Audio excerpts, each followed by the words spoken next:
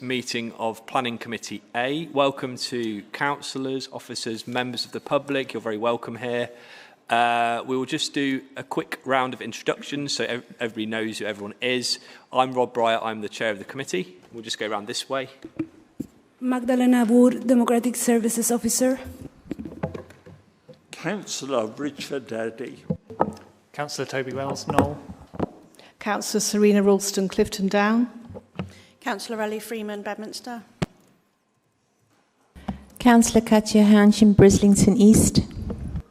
Councillor Caidad, Southmead. Councillor Zoe Peat, Avonmouth and Lawrence Weston. Councillor Giovanni, Brislington West. Owen Jones, Planning Officer. Jonathan Diamond from Development Management. Thanks very much, everyone. I just wanted to note at this point under agenda item 1, the safety information to begin with. If in the event of a fire which we're not expecting or a fire drill, just go out the entrance you will have come in from, down the ramp to the right, and we assemble by the cathedral. I just wanted to note at this point that the protocol we use to make decisions at this meeting has been amended in the last few months, and that is available under agenda item 1 if you want to view that. I also wanted to quickly mention not a rough timetable, but I wanted to give people an indication that we have a very busy agenda today. We have 5 planning applications. I have tried to break this down and think that we want to, on average, spend about 40 minutes on each. So that doesn't mean they're all going to be 40 minutes, and it doesn't mean we'll necessarily keep to time, but that's what I'm aiming for. So some might be less, some might be more. Just wanted to give that indication. And if you weren't aware, we do take public forum at the time of the application, not at the beginning of the meeting. So if you're here for an item that's perhaps 4th or 5th on the agenda, it will be quite a long time before you come to your public forum statements, just to be really clear about that. Agenda item 2 is apologies for absence and substitutions. Magdalena, do we have any apologies? None. Thank you. I don't know why I even asked you that. I know that's the case. Agenda item 3, declarations of interest. This is to note any interests relevant to the consideration of items on the agenda. I have 2 hands. I have Richard first and then Toby. Chairman, I'm Vice Chairman of the Homes and Housing Delivery Committee, which in November of last year approved the Vanduela strategy. An integral part of that is the development of meanwhile sites. But whilst I've been involved in the evolution of the policy, at no time have I predetermined my view on item 1. Thank you, Richard. That's helpful. And Toby. Thanks, Chair. I have a conflict of interest regarding item 9B on the agenda, Broadwalk Shopping Centre, and 9E, Princess Street, so I'll recuse myself from those items. Okay, so if anyone sees Toby swiftly make an exit, that's why. Okay. Any other declarations of interest? Yeah, Zoe? I also sit on the Homes and Housing Delivery Committee, however, I've not made a judgment. Thanks. Yeah, that's fine. Oh, we've got more. Right. Andrew? Yes, my dentist is located in the Broadwalk development site, so that might be a material consideration. No, it won't be. That hasn't coloured my decision-making process whatsoever. Thank you. I just wanted to mention that in a previous role I worked on the consultation framework for Bedminster Green, so I was involved in the sort of community consultation element, but yeah, equally it's been a while and I've not made a judgment. Thank you. Very helpful. That was more than I've ever had, I think. Agenda item 4 is minutes of the previous meeting. Now, I did consider deferring these to later in the meeting after some public requests for that, but actually I do think it's okay to talk about these now. I would like to make a slight amendment to these minutes. Under the Land of Princess Street application, it does not make clear that there was an amendment that was put forward by, I think it was moved by myself and it was seconded by Councillor Varney. And I just wanted to correct the minutes to say that, to make sure that we're really clear in that there was an amendment. Do any councillors have any comments on that or think that's okay? I will assume that no news is good news, and if you don't have anything to say, I hope we can approve those minutes with that amendment. Is that okay? Thank you very much. That's approved. So moving on to the action sheet, we have no outstanding actions. To appeals, does anyone have anything they want to say about appeals?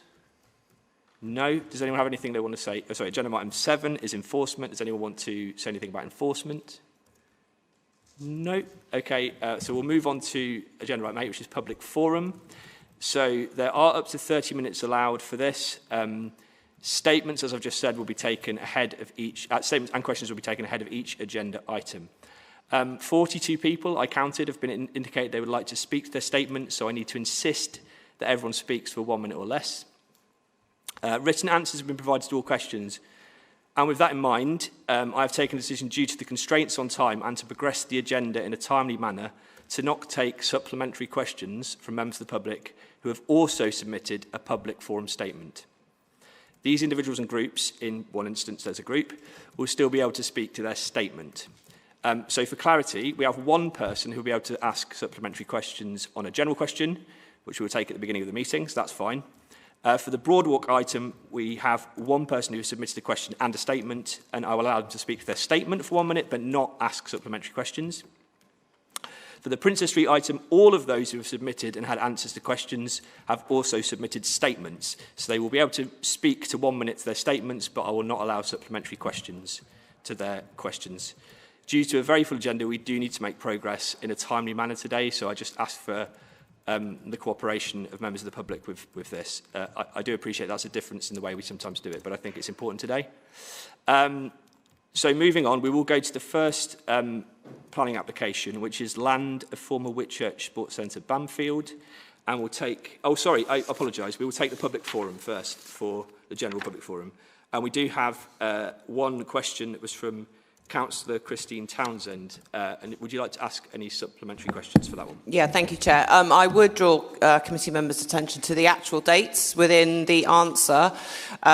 So according to the answer, the enforcement date starts before the date that it finishes. So my second question, my follow-up question, Chair, is what is the process that answer went through before it was signed off and published? Is anyone able to answer that one? Simone, go ahead. So there was a typo in the answer, you're right. It should have said it started on the 2nd of October 2025, which is the date of the decision, of the inspector's decision. Well, I will double check, but that is my understanding. And therefore, that's when the 10 months starts and therefore finishes on 20th of August 2026. And I checked through all these things as part of signing off the public forum questions. You do? Okay. I did. But, you know, we had loads of things to check, and unfortunately, I didn't see the typo. Okay. Thank you for that question. We will move on to the public forum for, where am I up to? Yeah, land of former Whitchurch Sports Centre, Bamfield. We do have one person who's asked to speak, which is Councillor Sarah Classic. Are you here, Sarah? Oh, she's not here. Okay. Okay, well, in that case, we will move to the officer report for this item. Over to you. Thank you. Hello, thank you. Good afternoon. Okay, so the application refers to the former Whitchurch Sports Centre in the Hengrove and Whitchurch Park ward of South Bristol. The proposal... Oh, sorry, yeah, of course. Oh, sorry about dragging as well. Is that okay? Yeah. Check. Yeah, so the proposal seeks a 3-year permission, temporary permission for a meanwhile site of up to 60 pitches. The reason for the committee today is the number of neighbouring objections. So this has not been called in by local councillors. Multiple council representations have been made, but will be discussed in a relevant section. I would like to make a quick correction to language in the report. I've been advised from the council's GRT team that my referral to site users as tenants is not accurate. Hasn't impacted the assessment of the proposal. It's just a sort of housekeeping on my part. Yeah. So the site, the left-hand picture is the best aerial view of the site possible. It does include the Whitchurch Sports Centre existing. So this was demolished in 2024. Closed down in 2021, used as a COVID emergency site from 21 to 22. This was a council-managed site, and following closure of this was later squatted from 22 to 23. Yes, that before the demolition in 2024. The site has been vacant ever since and looks like the picture on the right-hand side, which is taken in the last 6 months or so. So the site is virtually entirely hard standing. In terms of planning history, the site is located within the Hengrove Park site allocation for residential, office, and park development. The outline application progressed, so the outline application there was approved in 2020, with reserved matters, the deadline for that being 2030, so 10 years from the approval. So as a result of the planning progressing on that, the allocation is not being carried forward into the emerging local plan. As this progresses, Gorham, the landowner, have given permission to use the site as a meanwhile site, and have confirmed that this would not jeopardise any future development. In terms of constraints, the site is not located in any conservation area. There are no TPOs. A small portion of the site is subject to high risk for surface water flooding. It is flood zone 1, however. So the proposal is for 60 pitches spread out over 3 subdivided plots of 9, 18 and 33 pitches. Each plot is to contain its own water standpipe, waste collection facilities and toilet facilities as well. There are some temporary fencing to be installed to the northern boundary and to the western boundary. Existing palisade fencing is along Bamfield, which is the main road on the eastern side you see on the plan. Privacy screening is to be attached to that fence and also the sort of the southern connected to that, the border with airport cottages. The reason for there not being any further fencing or screening on that next boundary with airport cottages is that there is a solid timber fence, that there is no screening that would benefit.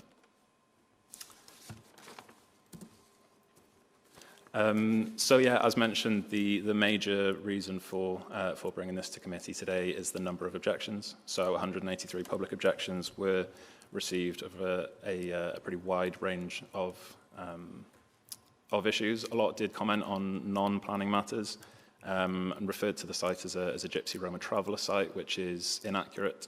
Loss of green space, which is inaccurate, and house pricing, which is not a material consideration.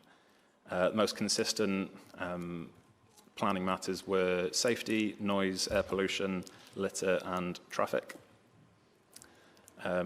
Representations made by councillors. There was a joint representation by all ward councillors who supported the principle and questioned the number of pitches but did not object to this. A later representation was received, which has objected to the number of pitches, supporting sort of closer to a 30 pitch number, which was seen in the COVID site. A representation was also received by Councillor Parsons, so chair of the Homes and Housing Delivery Committee, strongly in support, noting the site as a practical, necessary and socially responsible use of the land available to meet the demands of the vehicle dweller policy as previously referenced. So of neighbouring development, the north, the west and the southwest are not sensitive uses. The western border is a principal industrial warehousing area, and there is storage to the southwest and garages to the north. Residential development is entirely to the southeast, most notably the semi-detached pair called airport cottages. Yeah, and that's been the basis for the sort of the most sensitive assessment of neighbouring amenity impacts. So pictures you can see here. This is each side of that boundary with airport cottages. So the top one taken from Bamfield and the bottom one taken from Albatross Road, and that's the location of the proposed access to the site. So an already existing access. So photos demonstrate a thick and obscured boundary on either side, existing fences, thick vegetation, and as a result of that, there is no visual amenity impact or impact on privacy of either of those dwellings. And that also helps to demonstrate the privacy screening, which will run along Bamfield attached to that palisade fence, as you can see there.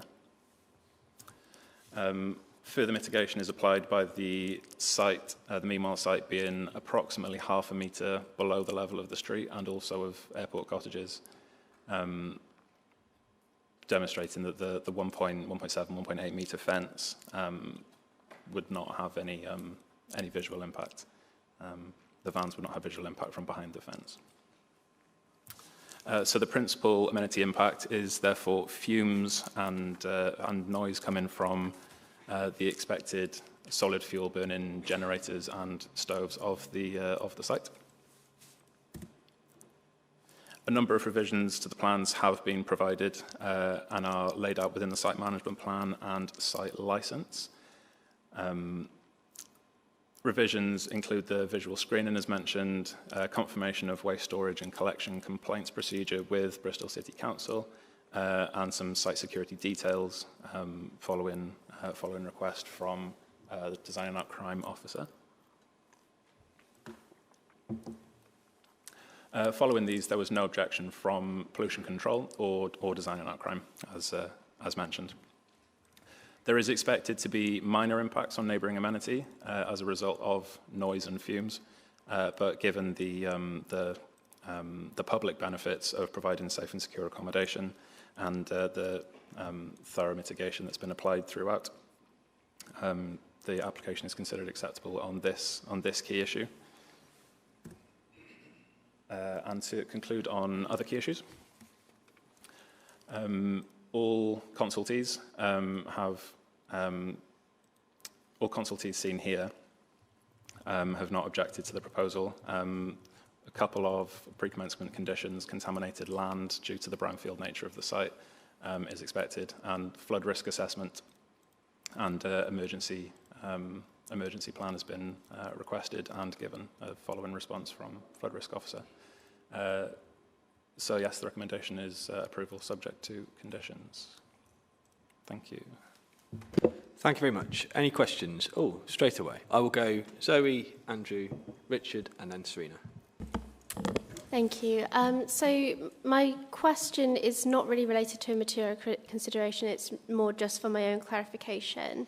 Will there be somebody who lives on site and is there to monitor whether the CODA, essentially the license agreement, is monitored, or will there be an assigned housing officer for this site?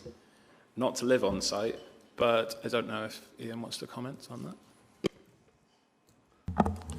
Yes, thank you. Hi, I'm Ian Bowen, the Gypsy Roman Traveller coordinator for the city. I know there'll be no one living on site, no, but there will be, we have 3 officers who will be working across that site throughout the working week, yeah. Okay, Andrew's next. Thank you, Chair. Yes, and thank you very much for the presentation. I just had a question about the burning of solid fuel. Obviously, that is a big concern of local residents with 60 pitches and potentially 60 wood burners or solid fuel burners. That's going to have, I think, quite a considerable impact on the air quality in the local area. And I'm just wondering if the management plan can be tightened up. Some of the language in the plan talks about selecting smokeless fuel where possible and avoiding the burning of treated, painted or waste wood. Maybe that could be toughened up to, the burning of treated, painted or waste wood is not permitted, to making that language a bit stronger. That might be a question for Ian, perhaps. I believe the licence plan does prohibit burning of noxious fuels and that which... sorry, instead of guessing, I'll try and find it's just the language in the management plan itself is not quite clear enough. I think it just says avoiding this sort of burning, but maybe it needs to be more explicit and say it is not allowed. Yeah, do you want to speak? Yes, thank you, Councillor Vine. I think that's a fair comment. I'd be happy to change the wording of that to say that it's not permitted, to make sure that's clear in the management plan. Thank you. Okay, thank you. That's something can just be done informally. Sorry, the licence here, just to reference that, the burning of noxious materials or materials likely to cause harm or offence is prohibited as part of the licence plan. Thank you. So yeah, if the wording could be tightened up so just to correspond with that, that would be really good. I did also have a suggestion. I know that local councillors and many local residents are concerned about the number of pitches. And my suggestion is that could we have a phased delivery? So perhaps we have 30 pitches to start with, and then to test it and see what sort of impact it has on the neighbouring community before proceeding with 60 pitches. Yes, thank you. That is entirely our plan. We don't intend to open the site and have a queue of 60 waiting to join us. We think that would be too challenging for all manner of respects. So we're going to open it, sorry, the pitch's not up anymore. We'll open it in 3 phases of about a third per phase to sort of gauge each phase as it goes. The overall plan will be 60 in total, but we will phase the introduction so that make sure that we're all able to manage that. And just to clarify, between that phase, each phase, you will have a look at any potential impact, and that might affect the opening of a next phase? Yes, absolutely. We're not going to at this stage say 1st of July, phase 1, 1st of August, phase 2. We're not going to do that. It will be based on, okay, let's look at the first phase, let's see how it's gone, let's manage, let's look at the impact, and then we'll plan appropriately to make sure we can get the next phase in. So effectively, yes, effectively exactly what you're asking. Okay, you seem satiated, that's good. Richard, and then Serena. In fact, I didn't have a question myself. I was purely going to draw attention to Ian Bones' presence, say whether he wanted to answer some queries. One thing perhaps, Ian, you could address, although it's in the report, that there is a fear that it's going to be like a permanent site, but it's a time-limited temporary site. Yes, thank you, Councillor Eddy. The land belongs to Gorham Homes, and we're using it with their consent. They have plans for that land in the long term, and so they have said to us we can use it in the short term, which helps them with preventing costs of having trespass on the land or whatever. It supports them by having the use of the land. But no, there is no plan to have anything permanent there at all. I can confirm that. Thanks, Richard. You asked my question. Serena? And then Kai. I think quite a few of my questions have been answered, so that's good. But obviously, good site management is going to be key to success, isn't it? As we've touched on. Would there be an out-of-hours number so local residents, could get in touch with somebody if required? Yes, our numbers are, say, through the Emergency Operations Service, which we can be got hold of through that. I mean, the comparisons we would look is there always an out-of-hours call contact for every housing development of any type? But yeah, essentially my number and 2 of my colleagues' numbers are with the emergency out-of-hours contact people. Excellent. I'm not going to share that now. And a quick follow-up query. Did you ever hear back from the Avon Fire and Rescue Service? Because they hadn't responded, had they? No, no comment was received. Okay. The request for comment expired approximately 6 weeks ago. So where does that leave us? I did chase up multiple times. Existing meanwhile sites, so the 2 that went through plan in 2023 and 2024, neither of which had comments either, but we've put a number of fire safety regulations in place. So space in between vans, restrictions on fuel storage, fuel types, storage of flammable materials underneath vans, stepped away the western boundary away from a vegetated boundary, so that, to limit risk. So yeah, we believe that we put in more fire safety procedures than existing sites. So okay. Acceptable. Thank you. Thank you, Trina. Kai, and then Katja. Thanks. Can I just ask a question about the temporary permission and the length of 3 years? Is it 3 years for any particular reason? Is that the maximum that you can have as a temporary permission, or is there another reason behind it? From my perspective, it was what was asked for. It's what was asked for. And consistent with the other sites before as well. And I note from the public forum that the concern is that it does creep to a longer period of time than 3 years, potentially permanent. So what are Gorham Homes' plans for this site? When are they due to be on site here to develop the land? So there isn't much information at the moment. So as I mentioned before, the outline application was approved in 2020. So the applicant has up to 2030 to submit reserved matters. So prior to then, there is no usage of the site for that. As for when the 3-year temporary permission expires, it expires and the site would... So this is my main concern with this application, is that there's no real incentive to actually develop the site, and 3 years could become 4 years, could become 5 years really. So I don't see anything in this application that guarantees that this isn't going to be here after 3 years. And then there's no incentive, obviously a company 100% owned by the council, helping another part of the council solve a problem. So where's the incentive to develop the site after 3 years? I think on that, the position would be is once the 3 years, I mean, if consent's granted for this application, once that 3 years runs out, the use should cease and kind of revert back to the land as it is now, or alternatively a new application would have to be made, so the local planning authority would have the opportunity again to assess the acceptability of that again at that stage. So it would be able to consider, whether it's acceptable to grant a further period or not then.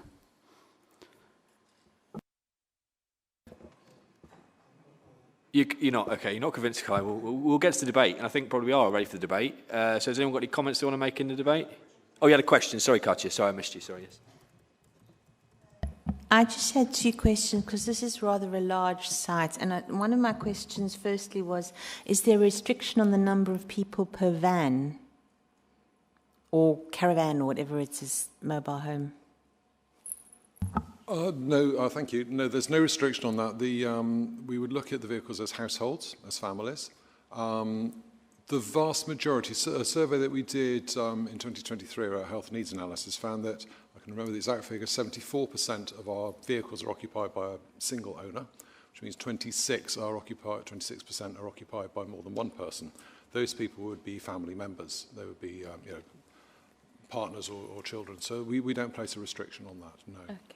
And the second question I had was, why were we even allowing generators, bearing in mind how cheap, particularly caravan solar panels are, and they're actually cheaper than generators. Why don't we just go ask them to use solar panels instead of generators? Lot safer and better for the environment. I have solar panels on my own vehicle, and I have a generator because the solar panels don't work very well in the winter. It's the main issue. I don't caravan in winter, so maybe that's the reason. Okay, you've got one last question, Zoe. Yeah. Quick one. One very quick one, which is, will vehicle dwellers be permitted to keep pets? And then the second one is, what safeguards are there to stop people from moving into caravans if there's no limit to the number that can reside in one single space? Do you want to answer that, Ian? The issue of pets, no, they're absolutely fine. They can have pets. A lot of our existing sites have cats and dogs. No problem with that. So, sorry, Councillor Peat, the second part was... So it was just mentioned that there's no specific limit of persons to a caravan. Mm-hmm. Is it a case of that, each resident of a caravan has to sign the agreement, or is it like with a tenancy where you can have just one person on it? And then what's to stop someone from moving into a caravan after a caravan has been pitched? Yeah, each resident, each person on site signs a site licence agreement, and there will be one main person who, well, they can sign that as an individual or as a couple or as a family group. So let's say it's an individual who signs to have, I will have pitch 3 and I've signed my licence to have that. Should that individual have a partner later on who they wish to move in with them, we would do nothing to stop that. They have to ask for permission like that, or like with a lease where, for example, a landlord may say, if you want to add someone to the tenancy, you need to sign something new? Or is it a case of once the licence is signed, any number of people could move into that caravan? Our biggest rule is that if you have visitors to the site, they can only stay in your living vehicle. Our biggest rule in this respect. So we couldn't say, I'd like a visitor to come who's going to move their vehicle on as well. We don't allow that. So it's only the one vehicle per pitch. If someone wishes to have visitors in their vehicle, that's permissible, that's fine, as it would be in anyone's home. Okay, I think we're going to move to the debate. Richard, you put your hand up for the debate? Yeah, go ahead. Obviously, members will know the van dweller situation. Population in Bristol has soared in recent years. I believe the latest figure is about 700 or so vans in the area. For the first time, the council last November brought in actually a strategy, and part of that for dealing with it is to actually have a number of meanwhile sites. The target, probably a bit ambitious, was to have 250 pitches by the end of March. We missed that, of course, but this is one of the key proposals to actually address this issue. In my view, to actually have sites, official sites, which has running water, electricity, toilet facilities, etc., waste, is the only way to treat people in a civilized way. And of course, they do pay for those facilities, of course, but also to address the problems which are citywide, not just the Downs, but all over, even in Whitchurch and Hengrove I've seen. So that's a global citywide situation. Turning to the application, clearly I'm not surprised realistically when people see a camp or a site for mobile people, they think perhaps it's going to be a traveller site or so, and you've got a high number of concerns and objections. The reality is it's going to be very carefully managed and conditioned, as we've heard during the temporary term. Obviously, we're looking at the impact on the neighbours and the location. From the report, and Councillor Varney, for example, has raised some issues which I believe have been addressed by the condition. It looks as if the impact on residential amenity has been addressed. So this seems an appropriate site, and I will have my support. I'm pleased to hear what Ian said, that it is effectively going to be phased, so we're not going to have 60 vans immediately. Thank you, Richard. Anyone else want to comment on this one? I saw Toby, Ellie, Kai, Zoe. Thank you, Chair. I do sympathise with some of the nearby residents who've experienced the consequences of unmanaged squatting, fly tipping and other antisocial behaviour over the recent years on this particular site. I think we do have to stress that this is a different situation. This is a managed site. I'm very convinced by the words from Ian about the way that the GRT team are going to manage the site to make sure that those kind of impacts aren't felt by the local community.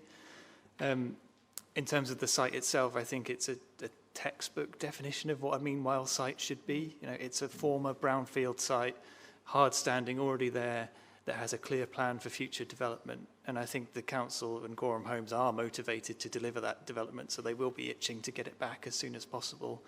And if there are any delays, then the 3 years is a fixed planning term, and they have to come back and reapply for permission. And we can, if that were to happen, we would consider it again in this forum. So I'm not too worried about the 3 years.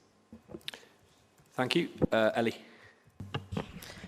Yeah, I think I agree with what Richard and Toby have said so far. And I think just to add to some of that, looking through the licence agreement, it's pretty, you know, a lot of the things that have been raised are addressed in there. And I think, it's a pretty tight document. And also, I think another concern for me on having sort of seen some of the things that have happened on the unmanaged areas where there are vans is the fire issue and, the things that we've seen. And obviously that is something that you've considered very carefully. I think it's a shame that we haven't got that comment. But I think that's more on them than on you. You've obviously taken the learnings from the other sites and applied these. So I think that's really reassuring.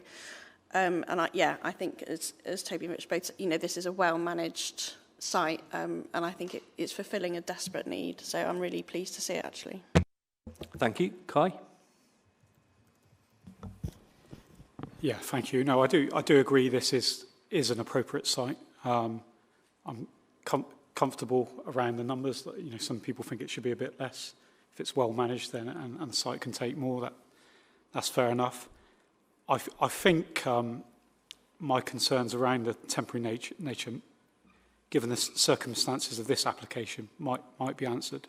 But I know there's other potential applications coming forward where there is no plan to develop the site, and they could become permanent sites. But here, you've got a permission that runs out in 2030.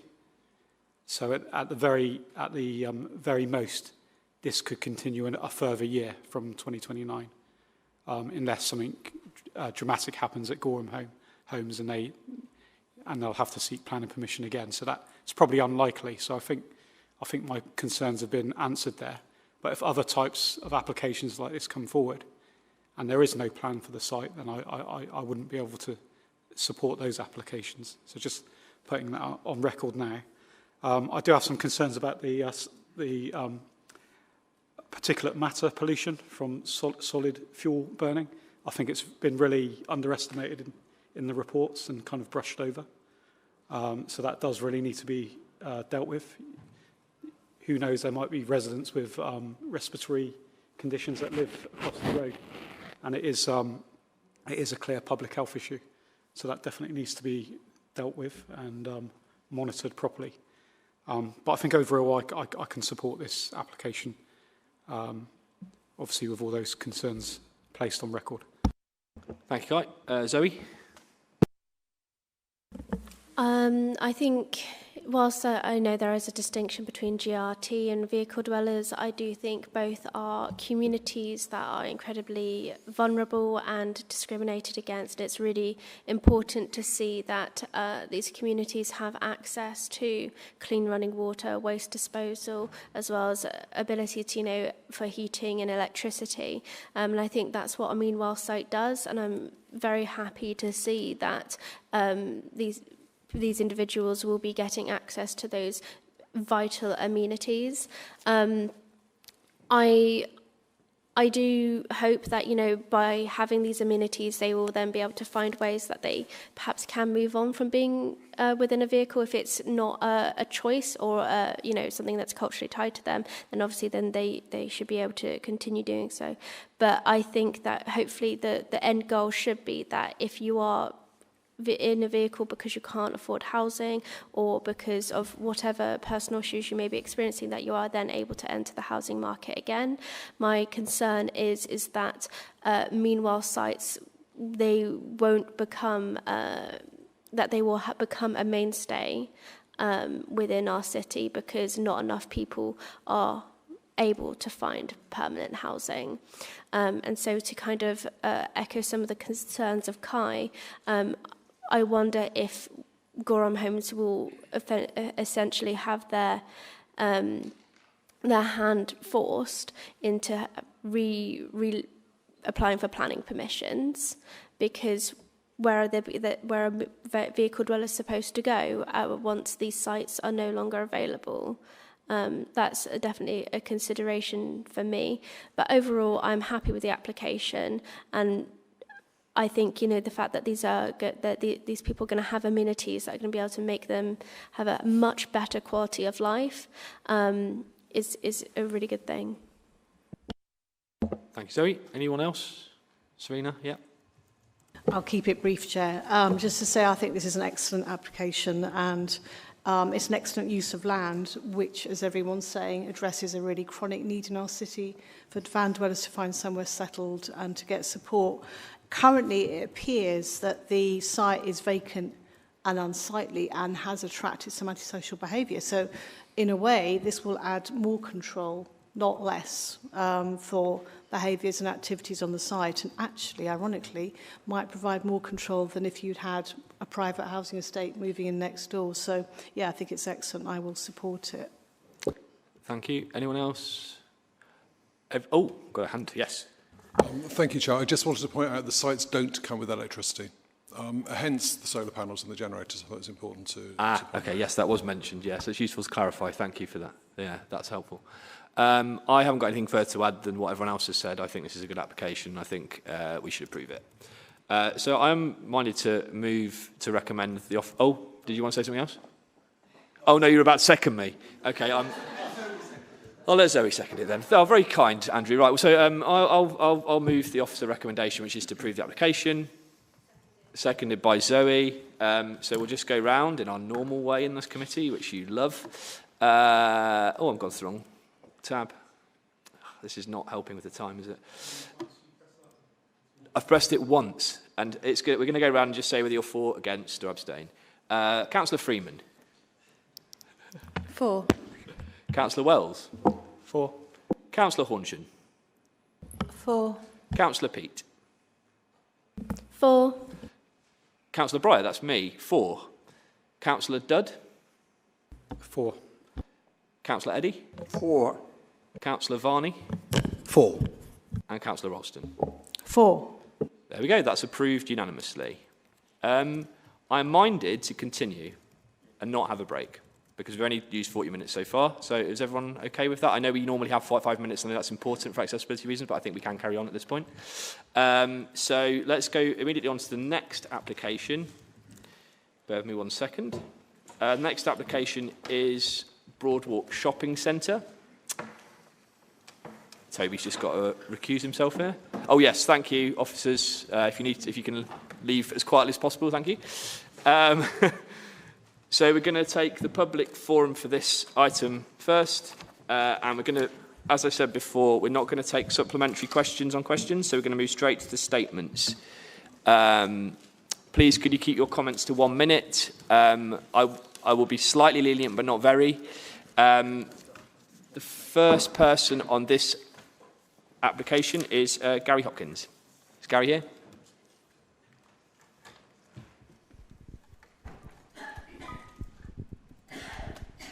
Thank you. Is that working? Yep, go for it. Right. Some years ago, after the centre went into administration, the receivers called in a developer. And then we had a series of major delays, COVID, outstretched planning permission, judicial review, and now a redesign. All that time has actually been very frustrating for local people and very damaging for our centre, which has been a bedrock of South East Bristol for 50 years. Some of its delay was unavoidable, a lot of it wasn't, and quite frankly, the fact that some people actually delighted in delaying the process and caused extra problems is not acceptable. I understand now that the committee will look at this, and some of them will say, well, we're not happy about this and this aspect. And there's a lot of aspects which show that this is an inadequate... Okay, thank you, Gary. That's been 1 minute. Okay, the next person to speak is Sean. Point of order, yes. Chair. Sorry about this. But there are some aspects of the statement submitted by Gary Hopkins that actually call into question integrity of my colleagues and therefore myself. So I just want to put the record straight. There was no secret deal between the Lib Dem candidates in Knoll and campaigners acting to try and stop the Broadwalk development from going ahead. Merely a willingness to listen to local residents rather than bully them and even potentially take them to court. And the accusation or the comment that Lib Dem support suffered in neighbouring wards is patently ridiculous. Hingrove and Whitchurch Park returned 3 Lib Dem councillors, and the neighbouring ward of Bristol West returned 2, including myself, with an increased vote share. The only loser here is Gary Hopkins. Thank you.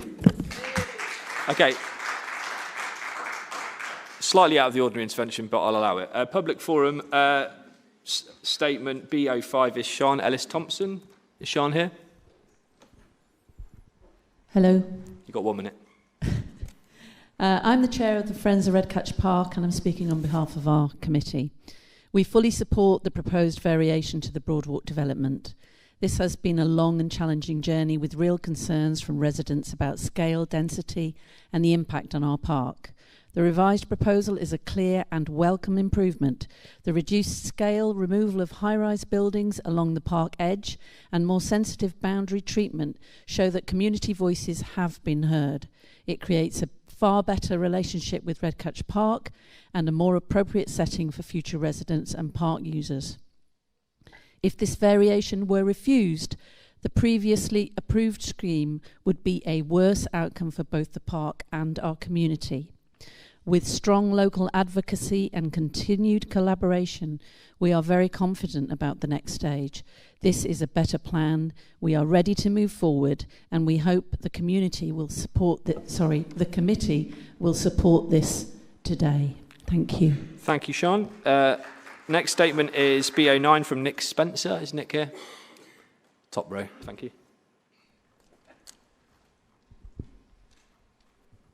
Thanks. Good afternoon, councillors. In 2023, there was a public outcry following our outline application being granted permission. However, over the past 2 years, we've been on a meaningful and constructive journey with the local community, many of whom are represented here today. We now have widespread support for the revisions proposed through this Section 73 application. I would like to thank ward councillors, community groups, and many individuals who have worked with us to help find a compromise that we are now all keen to progress. If this Section 73 application is approved, we will then progress the detailed designs, again through a consultation process. Despite substantial economic pressures and the many exceptional costs of operating a declining shopping centre, we have maintained the same level of affordable housing as previously committed, almost 10%. Again, we are open to explore increasing this through additional grant funding. While the Broadwalk shopping centre has played a major role in this community over the past 50 years, Knoll now deserves this important investment and regeneration to come forward. Thank you. Thank you, Nick. The next statement is B10 from Luke Turner. Is Luke here? Thank you. Good afternoon, councillors. My name is Luke Turner, Associate Director from Franklin Ellis, and we are the architects for the scheme. This Section 73 application is the result of a remarkable collaboration with your officers, Design West, and local residents. The application seeks to amend the approved scheme to respond to community feedback, ensure the buildings sit more comfortably within their context, meet the new Building Safety Act, and be more efficient to build. We've replaced a number of taller buildings closest to existing homes and Redcatch Park with townhouses set in landscaped grounds. We've improved private and shared amenity and adjusted the retail and community spaces to better reflect current needs. We've simplified the building forms while maintaining articulation and have significantly reduced the number of single aspect and north-facing homes. The changes also strengthen the key master plan principles of permeability, connectivity, and public realm. The proposed changes will ensure a viable scheme that is actually deliverable. Thank you. Thank you very much, Luke. Next statement is B11 from Craig O'Brien. Is Craig here?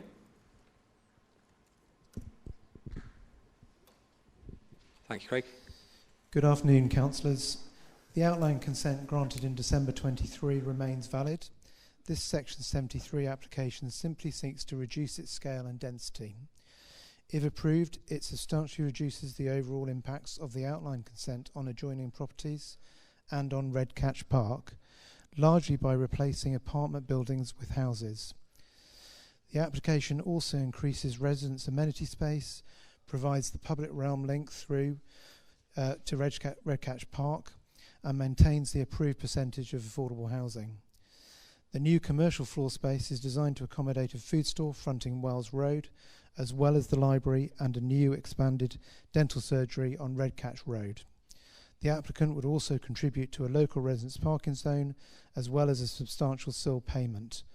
Officers confirm this application is policy compliant in all respects. The applicant plans to deliver this much-needed regeneration scheme as soon as possible, and we hope you can support this application today. Thank you. Thank you very much, Craig. Next statement is from Avril Baker. Is Avril here?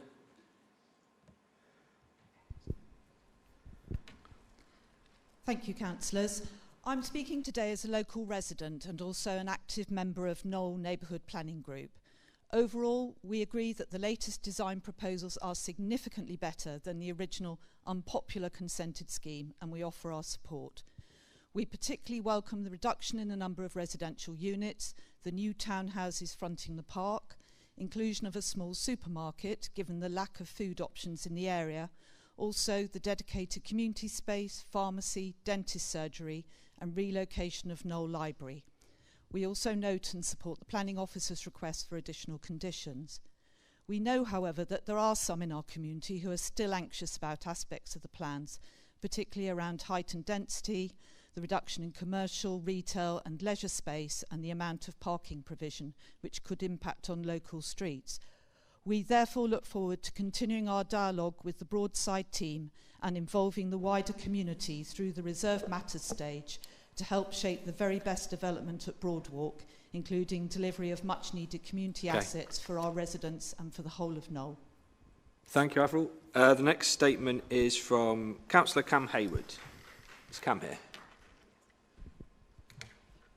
Broadwalk has been the beating heart of Knoll for over half a century. It wasn't just a place to shop, it was a place to spend time, meet friends and make new ones. That's why it's so important that what comes next continues in that same spirit and serves the needs of the community for generations to come. The strong feeling when this last came to committee is that it didn't serve those community needs. When Toby and I stood for election, we made it clear that our priority was to help find a compromise. We understood that regeneration was necessary, but were adamant that the community must be listened to. What we have before us today is that compromise. It's a compromise that wouldn't have been possible without the tireless work of Laura Chapman and Helen Evans-Morris on behalf of Broadwalk Redevelopment Community Group, as well as other local groups, and supported by hundreds of local residents fundraising and standing up to have their voices heard. The new scheme reduces the scale of the development, still bringing much needed revitalisation to the area, but with a smaller impact on the surrounding area, including Redcatch Park, whilst providing key services and facilities. The clear message coming through from residents now is that we have a plan we can get behind, so let's get on with it. Thank you. Thank you, Cam. Next statement is B16. Councillor Toby Wells. Good afternoon. You look different from this angle, councillors. The decision before you today is for a variation of the existing permission. So the question is really, is this better than what came before it? And the answer to that question is yes. It still delivers a large number of homes that we desperately need in our city, whilst tying in much more smoothly with its surroundings, in particular Redcatch Park. It also provides a better mix of housing types, with some medium density terraced homes being provided. We also appreciate the flexibility in the commercial space, allowing space for the supermarket that we desperately need, plus additional space which can be divided up at a later stage depending on the local needs. We do share some of the officers' and the public's continued concerns, but since this application is only outline, we look forward to addressing these issues with the community and with the developers at the Reserve Matters stage. Please vote to approve the application. Thank you, Toby. Next is B17, Laura Chapman. Is Laura here? Thank you. Hello. I'm here today as a near neighbour, but most important, as the claimant of the judicial review. It wasn't something we wanted to do, it was something we had to do because our community felt we'd been so walked over and not listened to, both in the consultation previously and also in, of course, what happened when the U-turn occurred on the 5th of July. That judicial review gave us the agency that we needed. It made Knoll residents finally be listened to, and it brought the developers to the table to actually talk to us for the first time. We got face-to-face with Nick, his colleagues, and all the important decision makers at their end. There are, as many have said, lots of issues in today's application that we wouldn't have designed ourselves, but anything that we're concerned about pales into insignificance in comparison to the, quite frankly, amazing opportunity that you have to tear up that original controversial decision and to replace it with something that everyone is much, much happier about. And I think there's also quite a poignant point here, considering we've got a lot of people for Princess Street today, that it shouldn't have to be this hard for residents to get listened to. Okay. We finally have got agency ourselves, but it just shouldn't be this tough to get to a point of community collaboration. Thank you. Thank you. The next statement is B18, Helen Evans-Morris. Is Helen here? You could say that the Knoll community have always been effective communicators. When we didn't want an inappropriately dense development, we made our voices heard. When we knew the community had been wronged by a frankly insane U-turn during a DCA committee meeting, we raised our voices until people listened.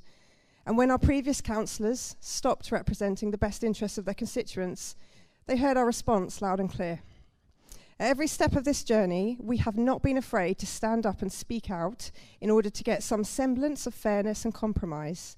Today is the day we are on the cusp of reaching that compromise, and you could say the community has been surprisingly quiet. But please don't confuse our quiet for indifference. Instead, take our silence as the loud and clear message it is intended. We always knew Noel deserves better, and here it finally is. So please today vote to approve, and we can all move on. Thank you. Thank you very much, Helen. And the final statement, I think, is from Councillor Plowden. Thank you, Chair. It's been a stunning achievement by the local community to change the flawed and deeply unpopular original plans and replace them with a more suitable proposal, which is clearly more acceptable to the local community. The highly controversial way in which the original application was passed after originally being rejected has turned out to be a blessing in disguise, as people across Bristol were so appalled they rallied together to raise the funds to challenge the process and the plans. The former chair of the committee and other former councillors appear to have uncritically accepted the assurances of the developers that no other scheme was possible or realistic. They've been proved to be utterly wrong. Too often we are told that nothing else is viable, and we are cowed into accepting poor proposals without knowing what alternatives might be possible. I'd like to pass on my thanks and congratulations to the brave campaigners who would not take this standing down and who have won against all the odds. And actually, also the developer and the development team who have smelt the coffee and worked by, with and from the community. I think that's been an exemplary piece of work. Thank you. And I urge the committee to show the same sort of courage now. The local community is so clearly united against other flawed and impactful proposals. But for now, I'm happy for the committee to support this improved proposal. Thank you. Thank you.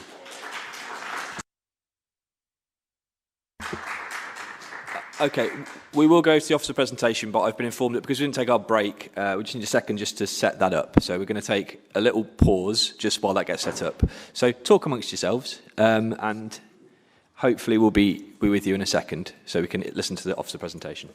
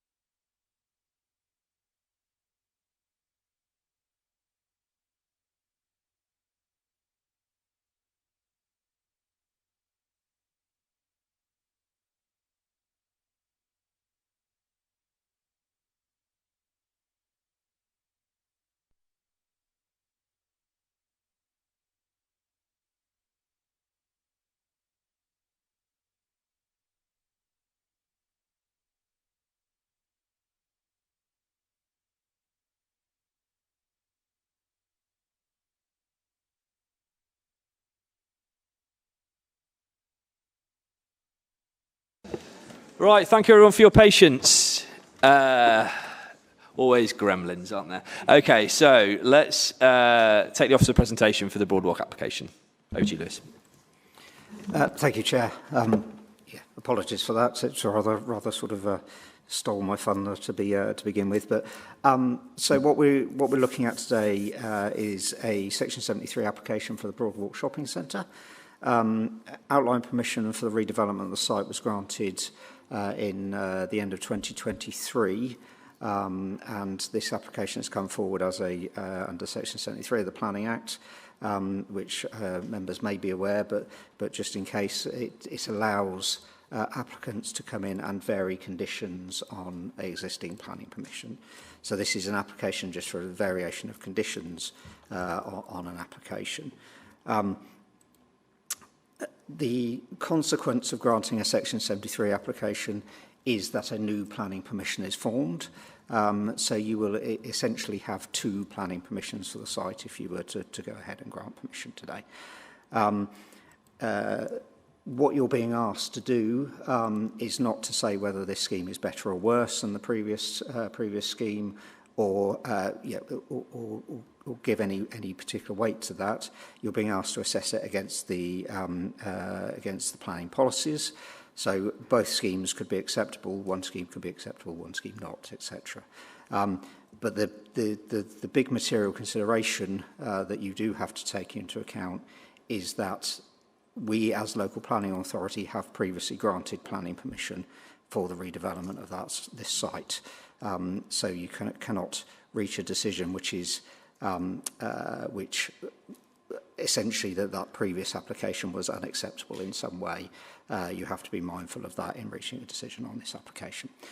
So I'm sure everybody knows where Broadwalk Shopping Centre is. It's the main retail centre in Knoll.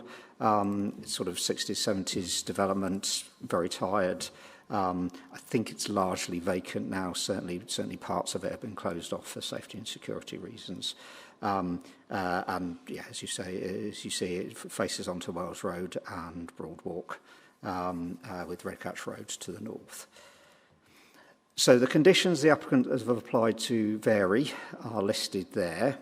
The two that are probably most relevant to your consideration are conditions 4 and conditions 39.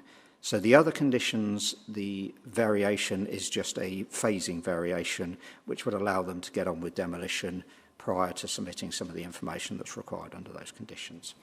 In terms of condition 4 and 39, apologies, there were two versions of this presentation and the numbers are slightly wrong in this one, but under condition 4, that condition set out the parameters of the outline, the original outline permission, which said a maximum number of residential units at 850 and approved a parameter plan, a maximum parameter plan. And condition 39 also approved a maximum parameter plan. The current application seeks to reduce that number to 550 rather than 450 and approve a different parameter plan. So when you heard from the public forum that the density of the scheme was reducing, that's what we're talking about, is we're reducing the maximum number and the parameter plans. So this is the parameter plan in question from the approved scheme. You probably can't really read anything from that particularly, but essentially that sets out maximum heights across the site. And if you were to extend that envelope to the maximum heights permitted, then that's what you would have. I don't know how clear that is, but you can see it's a fairly substantive development compared to the largely sort of 2- and 3-story character of the area at the moment. And this is what they've applied to replace it with. So this is the parameter plan you will be considering ultimately today. And just to give a sort of fairly sort of brief outline of what that means, the sort of purple and blue colours along the Wells Road Broadwalk corner is a maximum height with equivalent of around about 12 stories. sort of beigey brown colours towards the western part of the site on Redcatch Park is sort of 3 to 4 sort of stories, so equivalent of a townhouse type format. So if this is approved, the next step would be that the applicant would have to come forward with a reserve matters application, and that reserve matters application would have to record with this parameter plan. Importantly, this is illustrative, but yeah, this is sort of their illustration of what that would look like in 3 dimensions. So as I say, fairly dense development of flats on the corner with Wells Road, and then 3-storey townhouses on the other parts of the site.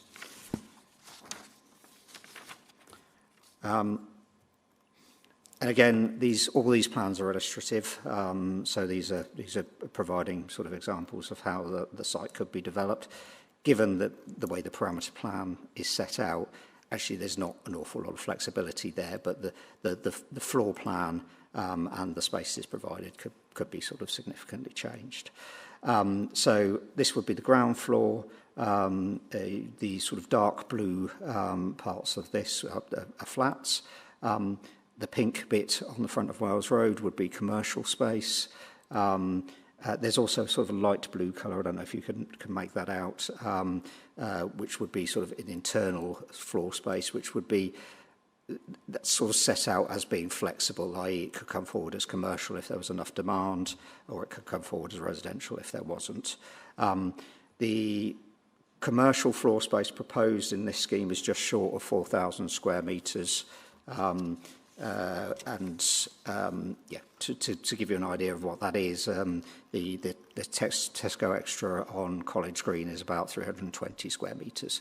So it's just over 10 Tesco Extras, if you'd like to think of it in that way.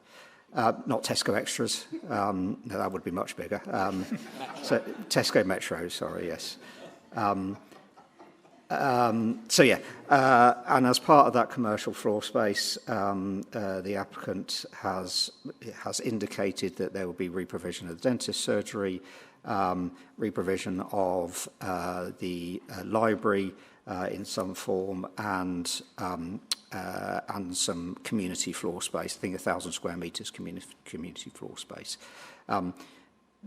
That isn't specifically set out in the permission, but our recommendation is that the application is subject to a condition which would require a commercial strategy, which would give us some control about how that's delivered, because obviously there are commercial sensitivities about insisting that certain things are delivered in a certain way. So that's the ground floor space. In terms of the access strategy, now the access from Redcatch Road was approved as part of the original proposal, so that was fully detailed. That hasn't changed. That would provide vehicle access into the site and around the site, and the blue arrows on that show you how the sort of vehicles would sort of navigate the site.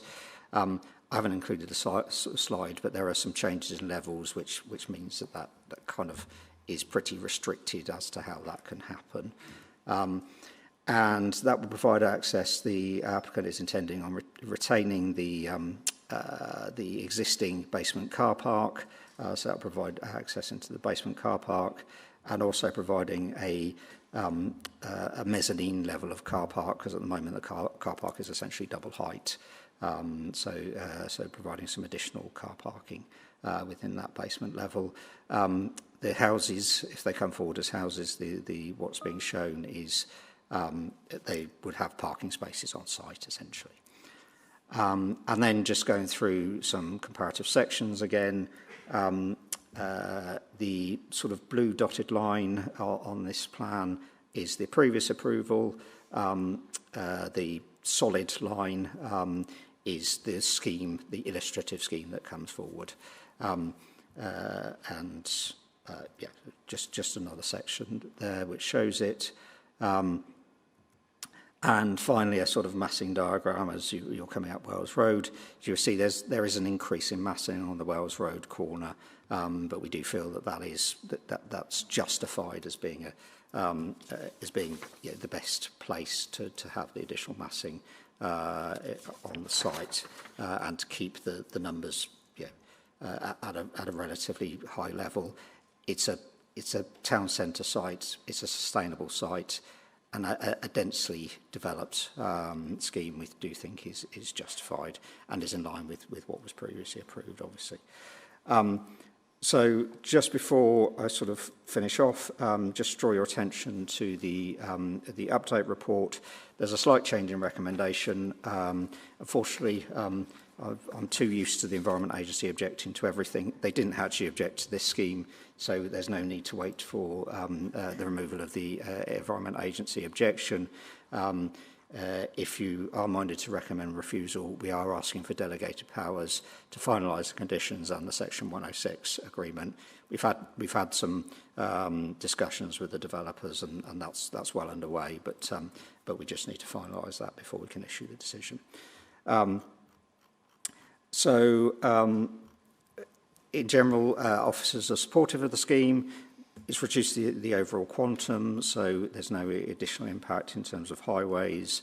In terms of amenity, the fact that the scheme is denser at the eastern side of the site will impact on amenity to some degree, but we feel that overall the balance is a significant improvement in terms of amenity.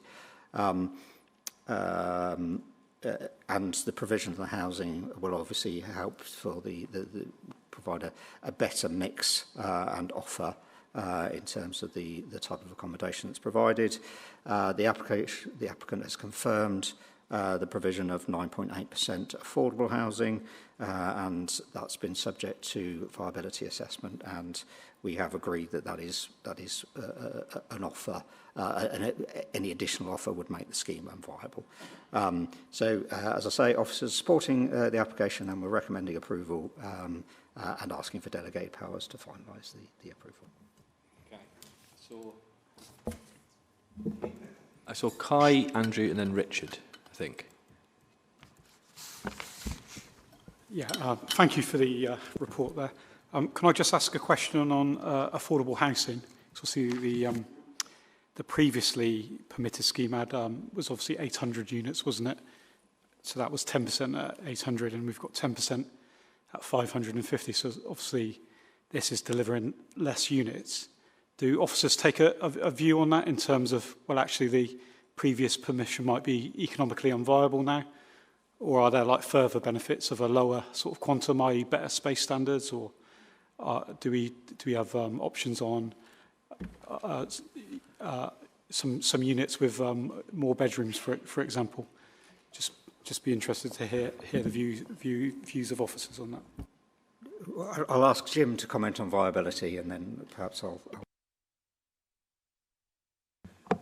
So as far as the viability is concerned, whether the last scheme, the previously granted scheme, is now unviable or not is not really pertinent to this particular application. It may be, it may not be. Obviously, the redesign of the scheme to what's in front of you now contains, as well as studio 1 and 2 bed flats, it also contains houses. So that provides an opportunity when affordable is being provided of a greater mix of affordable properties, because the previous scheme was just flats. So that's there. We are happy. I mean, the applicant's starting point was, we can't afford to provide you with 9.8% affordable housing, but we're taking a commercial decision to offer that. So that was their starting point as far as this Section 73 application is concerned. And we appointed Lambert Smith Hampton to viability test that to get our own view on the matter, and they were broadly in agreement. They felt that the scheme that is indicatively proposed was marginally unviable with 9.8% affordable units. They also tested hypothetical schemes of a few more units, so the indicatively proposed scheme includes 487 dwellings. Lambert Smith Hampton also tested 511 dwellings which would be a greater level of smaller flats, and found that to be marginally unviable. And they also tested the maximum amount of 550 dwellings, which was basically you took out all the flats that weren't one bed, and you put lots of one bed flats in there. And they concluded that that was marginally viable, but ultimately it's not the type of development we probably want with just 100 houses and 400 not one bed flats. So they are happy, or our advisors are happy that 9.8% remains a reasonable offer. And the revised nature of this scheme, which provides houses as well, gives more potential for a wider range of affordable housing types and tenures. Is that sort of what you were getting at? So the benefit is that there's houses that could be affordable housing in this scheme compared to the other scheme. So although it's less units, there's more scope in terms of the variety. Okay. Okay, Andrew. Thank you, Chair, and thank you very much for the report. I just had a question, a clarification really, on the number of single aspect dwellings. So I think in one part of the report you mentioned that the number of single aspect units would be decreasing from 25.6% to 15.7%. And then elsewhere in the report you said the number of north-facing single aspect units would be reducing from 5.6% to 15.4%. So I just wanted a clarification on what, obviously we don't have the exact details, but are we just talking about north-facing units or single aspect units in general when you gave those figures? Yes, those figures do refer specifically to single aspect north-facing units. Okay, thank you. Well, it's good to see that that number has reduced, because that was one of my key concerns when I voted against the original proposal. So thank you very much for that. Also, I mentioned my dentist earlier, and I'm pleased to see in the phasing plan that that's likely to open up in their new premises before the original premises shuts down. But I'm just a bit concerned about the library. Has the same attention been paid to the operation of the library? And how long do we think it's likely to be out of action? Simple answer is I don't know how long it's going to be out of action. I understand that there are negotiations ongoing about relocating it for the construction period. And yeah, the applicant is continuing to negotiate with the library's team. I think the simple answer is we haven't had a clear, the applicant hasn't had a clear sort of want from the library's team. So it's something that we'll sort of develop as we go through the reserve matters. Okay, thank you. Richard. The answer to Kai's question answered mine. Oh, thanks. I'll just ask a couple of questions, if I can remember where they are. Yeah, so the first one was, I saw in the papers about the swept path analysis, and I just wanted to check that is acceptable to officers now, because it didn't... I thought I read in this application that there was an issue with some of the swept path analysis, or is that even covered in the outline? It may not be. So the swept path analysis is acceptable. I think in respect to the layout, that's at reserve matter stage. However, we've got confidence that vehicles can track. Okay, thanks. And the other one was just the Sustainable Cities team seemed to comment that it'd been moved from being policy compliant to less policy compliant around some aspects. So you could just comment on that and whether that's acceptable. Yes, so essentially what's happened is the original scheme was intended to link to the heat network. The heat network is now, well, there's no plans at the moment to take the heat network to this area, and therefore the applicant has looked at other options. Those other options are essentially a sort of mixed proposal, what's set out in the original application was a mixed proposal of air source heat pumps and electric radiators. The electric radiators was a cause for concern, even though they performed a fairly small function in terms of development. I think it was something like 20% of the heat load across the development was as a result of radiators in the flats. but obviously the flats haven't been designed yet, so the applicant has agreed to review that, and when we come forward at reserve matters stage, we'll be asking for an update of the sustainability statement so that it is heat hierarchy compliant as far as possible. Okay, thanks. I'm happy with that. Serena? A quick one. I thought there were some questions about surface drainage and flood risk, but I just want to know if those have been resolved. It was something that was kind of mentioned in passing. I'm guessing if the EA hasn't got any objection, then that's not a big issue, but I was just curious. No, definitely no EA objection. I can absolutely confirm no EA objection.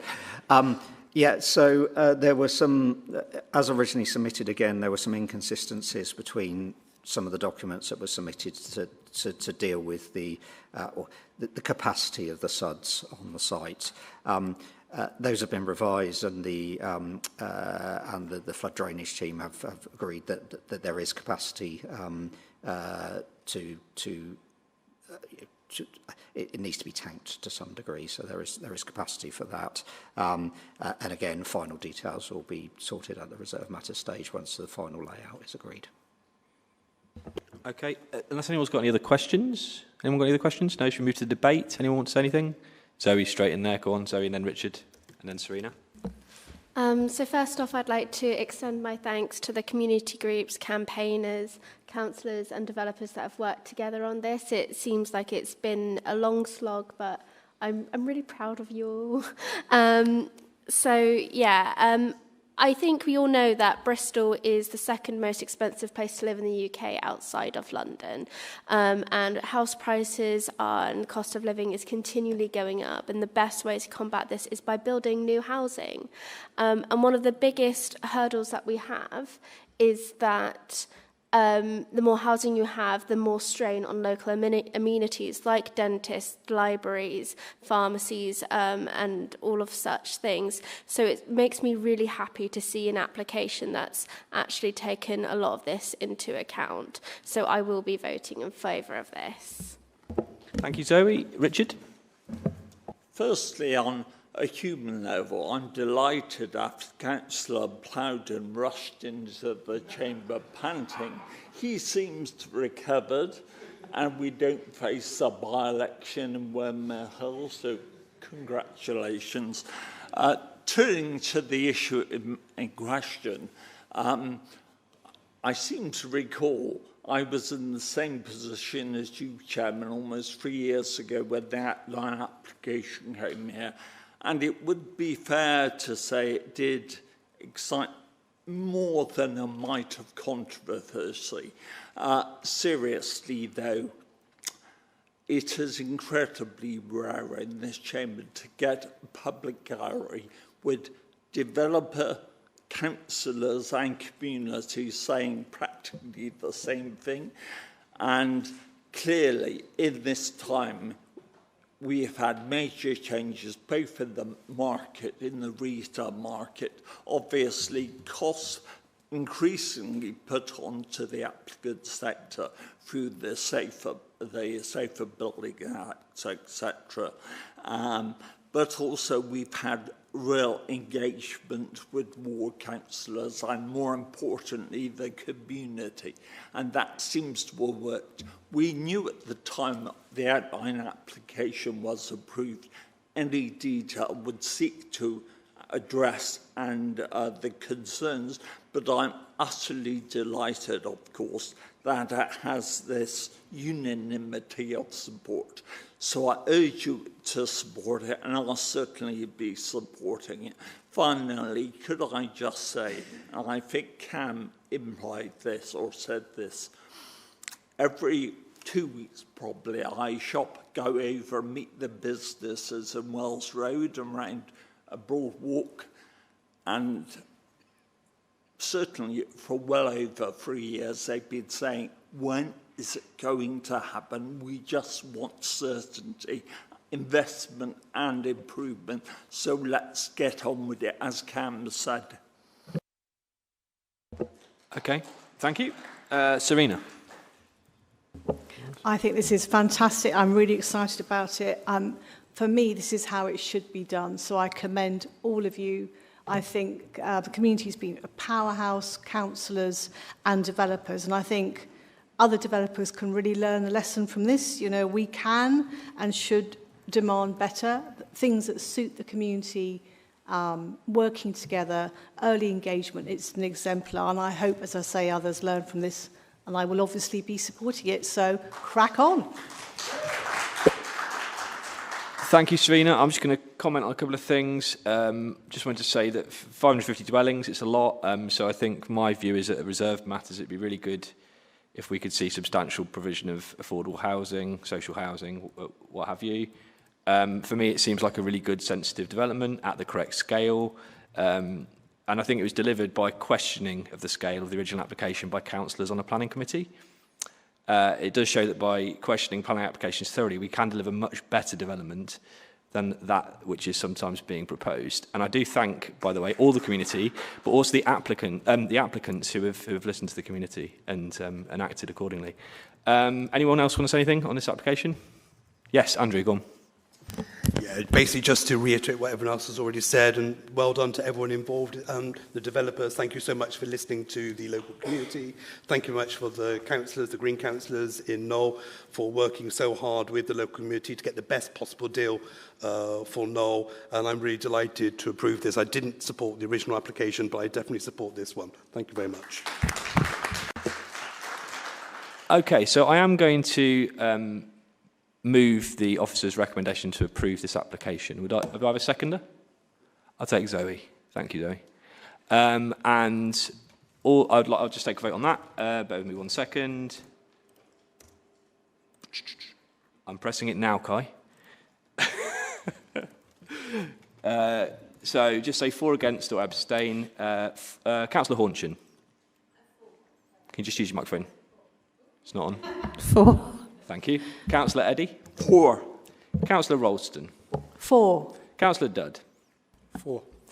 Councillor Peat? 4. Councillor Varney? 4. Councillor...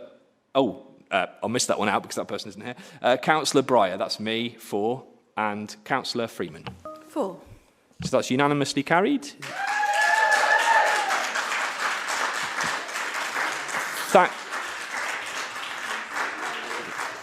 Thank you to everyone who's attended today's public gallery. If you are leaving now, thank you for being here. And we will have a 5-minute break now.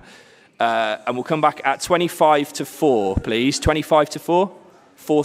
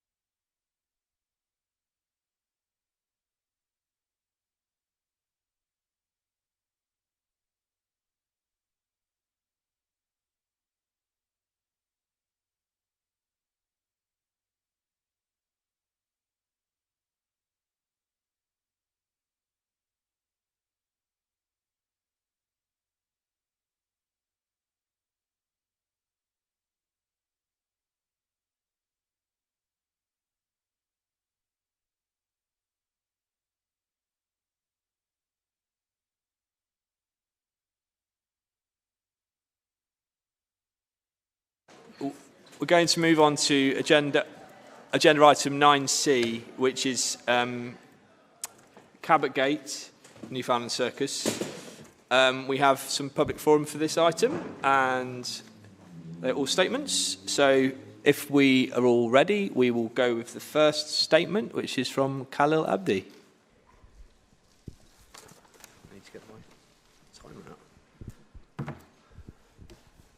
Good afternoon, councillors. I'm Khalil Abdi, the founder for Bristol Home Youth Concern. We work hundreds of young people from our community, and we fully support this application.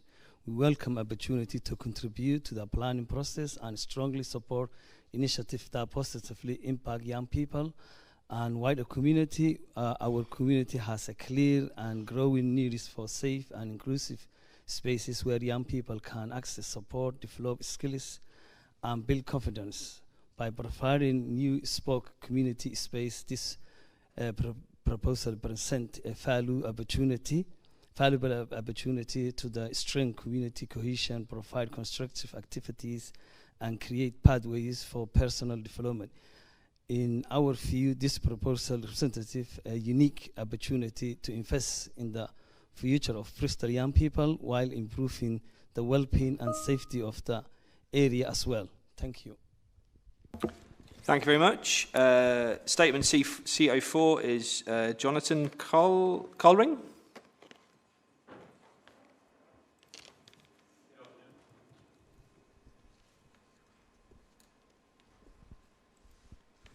Good afternoon, councillors. Firstly, I'd like to thank ward councillors Yasin and Shauna, as well as Bristol Horn Youth Concern for supporting our application. When Cabot Circus originally was developed more than 20 years ago, this site was granted permission for new offices. However, the demand has never materialized. So we're now proposing to transform this site into a green, pedestrian and cycling-friendly place with new student homes and a community space. Our Bristol estate is an integral part of the local community, providing over 2,500 jobs for young and local people. We made substantial recent investments into the estate, including landscaping, culture, retail, leisure and housing. This would be the only student accommodation building across our entire estate. At Yasin's request, we are proposing a new community space within the development and would be delighted to welcome the amazing Bristol Youth Concern into our estate as we expand and deepen our relationship with our neighbours. Thank you. Thank you. CO5, statement CO5 is Stephen Taylor. Stephen there? Thank you. Good afternoon, councillors. I'm the project's architect. We're proposing 2 buildings on either side of the entrance into Cabot Circus car park. One building would be the new community space. The other is a purpose-built student accommodation building with a cafe on ground floor open to everybody. Because the building is so prominent, it absolutely needs to be exceptional. So rather than a single outline application, this is hybrid, with the external envelope of the taller building designed in great detail. We have worked very closely with your design and conservation teams, and officers acknowledge this unique octagonal building is of genuinely exceptional architectural quality. It is a tall building by Bristol standards, but sits within an established cluster of taller buildings in the city centre. The community building hasn't yet been designed in detail, but we look forward to working with Bristol Horn Youth Concern to create a space that fulfills their needs. Thank you. Thank you very much. Next one is CO6, David Finch. Is David here? Thank you. Good afternoon, councillors.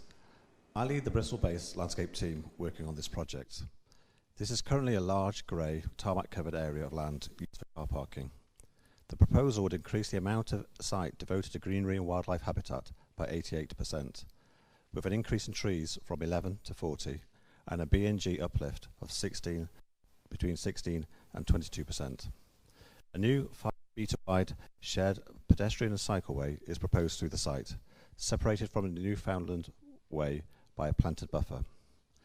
The existing pedestrian crossing on the Cabot Circus multi-storey car park access road will be narrowed and simplified, making it safer for pedestrians and cyclists. In summary, the site will be transformed from an unwelcoming car park to an attractive, largely tree-covered green space that is safe and extremely pleasant to pass through or dwell in. Thank you.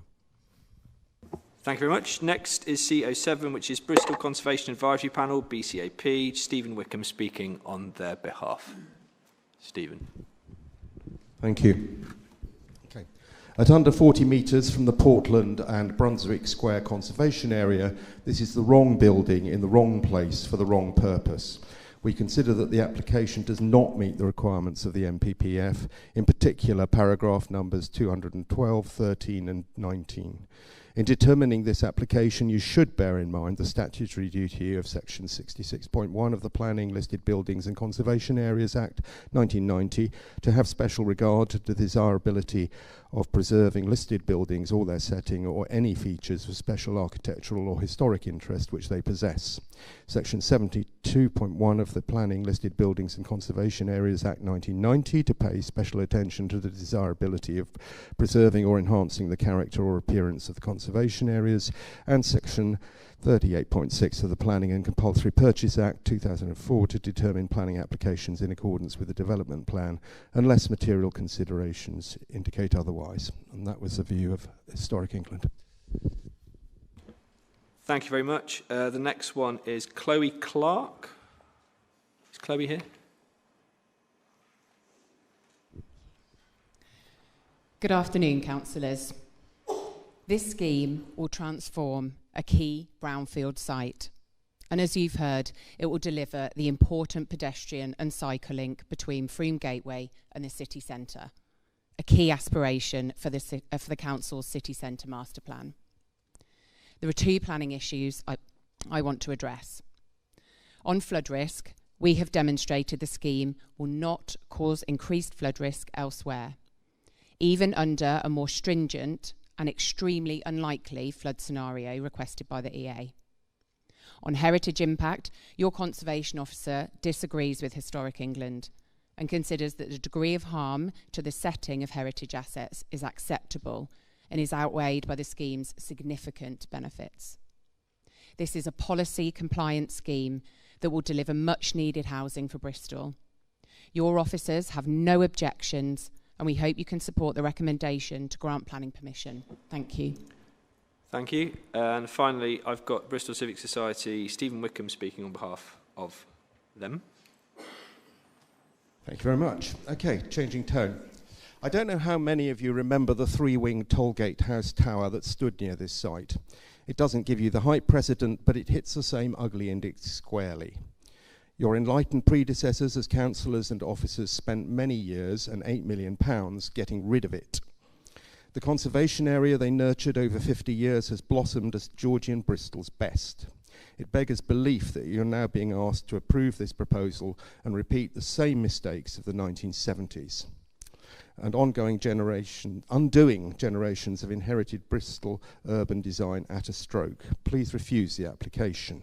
Students are lovely, but stacks of PBSA do not give you the keys to any terraced HMOs in Bedminster or Cottam or anywhere else. These are other people's little nest eggs. Everything is brownfield, but not every site has grade 1 listed neighbours. This is not good enough. Please refuse it. Thank you. Thank you very much. That concludes the public forum for this application. We'll just go over to the officer for the report. Stacey. Thank you, Chair. The application is for outline plan and permission for purpose-built student accommodation at Cabot Gate. The development will comprise of up to 600 student beds and up to 300 square metres floor space within classes E and F2 uses. Associated servicing and access arrangements, landscaping, amenity space and groundworks are also proposed. Approval is sought in part for access, appearance, layout and scale. The site is located at Cabot Gate, which is situated to the north of Cabot Gate car park in the city centre. It is located in between the city centre development area and the Froome Gateway regeneration area. The site does not contain any listed buildings, nor is it located in a conservation area. However, Portland and Brunswick Square Conservation Area is located to the north, and there are a number of listed buildings, including the Grade 1 listed St Paul's Church. The site is located in flood zones 2 and 3. The site comprises 2 land parcels located to the east and west of Dell Street, which acts as the primary access to Cabot Gate multi-storey car park. The site comprises existing car parking and car rental, which is bound by Newfoundland Way to the north, Holton Street to the east, Cabot Circus multi-storey car park to the south, and Bond Street to the west. Dell Street acts as the primary access to Cabot Gate multi-storey car park and is comprised of 5 vehicular lanes, 2 ingress and 3 egress. Dell Street provides access to the surface level car park and the forecourt of Enterprise car rental facility located on the eastern plot.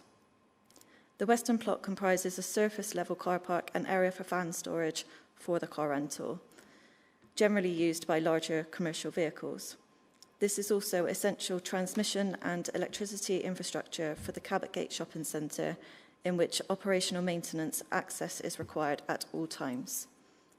The site comprises planted trees and hedgerow planting to the north boundaries of the eastern and western plots, and grassed verges separating the parking areas from the pedestrian footway along Newfoundland Way.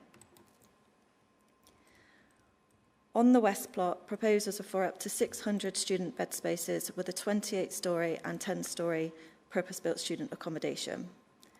Cafe space is proposed on the ground floor.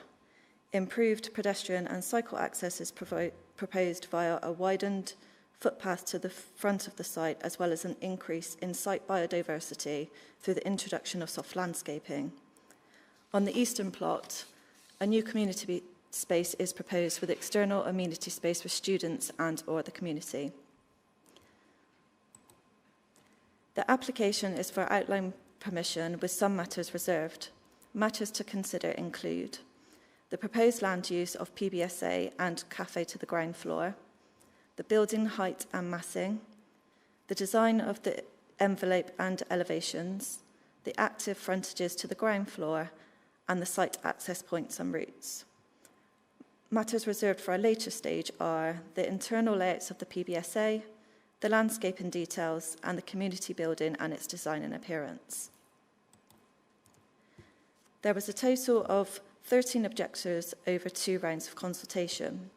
2 supporting comments were received for the proposals, 1 member of the public, and the Bristol Horn Youth Concern charity. This is particularly relevant as they have an interest in using the community building for their charity work with young people within the city. Objections and concerns were raised by amenity societies, including the Bristol Civic Society, the Bristol Conservation Advisory Panel, and the Kingsdown Conservation Group.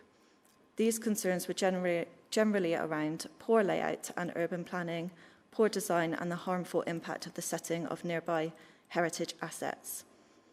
Historic England have objected on heritage grounds, particularly the impacts on the Portland and Brunswick Square Conservation Area, the Grade 1 listed terraces on Portland Square, and the Grade 1 listed St Paul's Church. The Environmental Agency has objected due to flood risk of the site, off-site.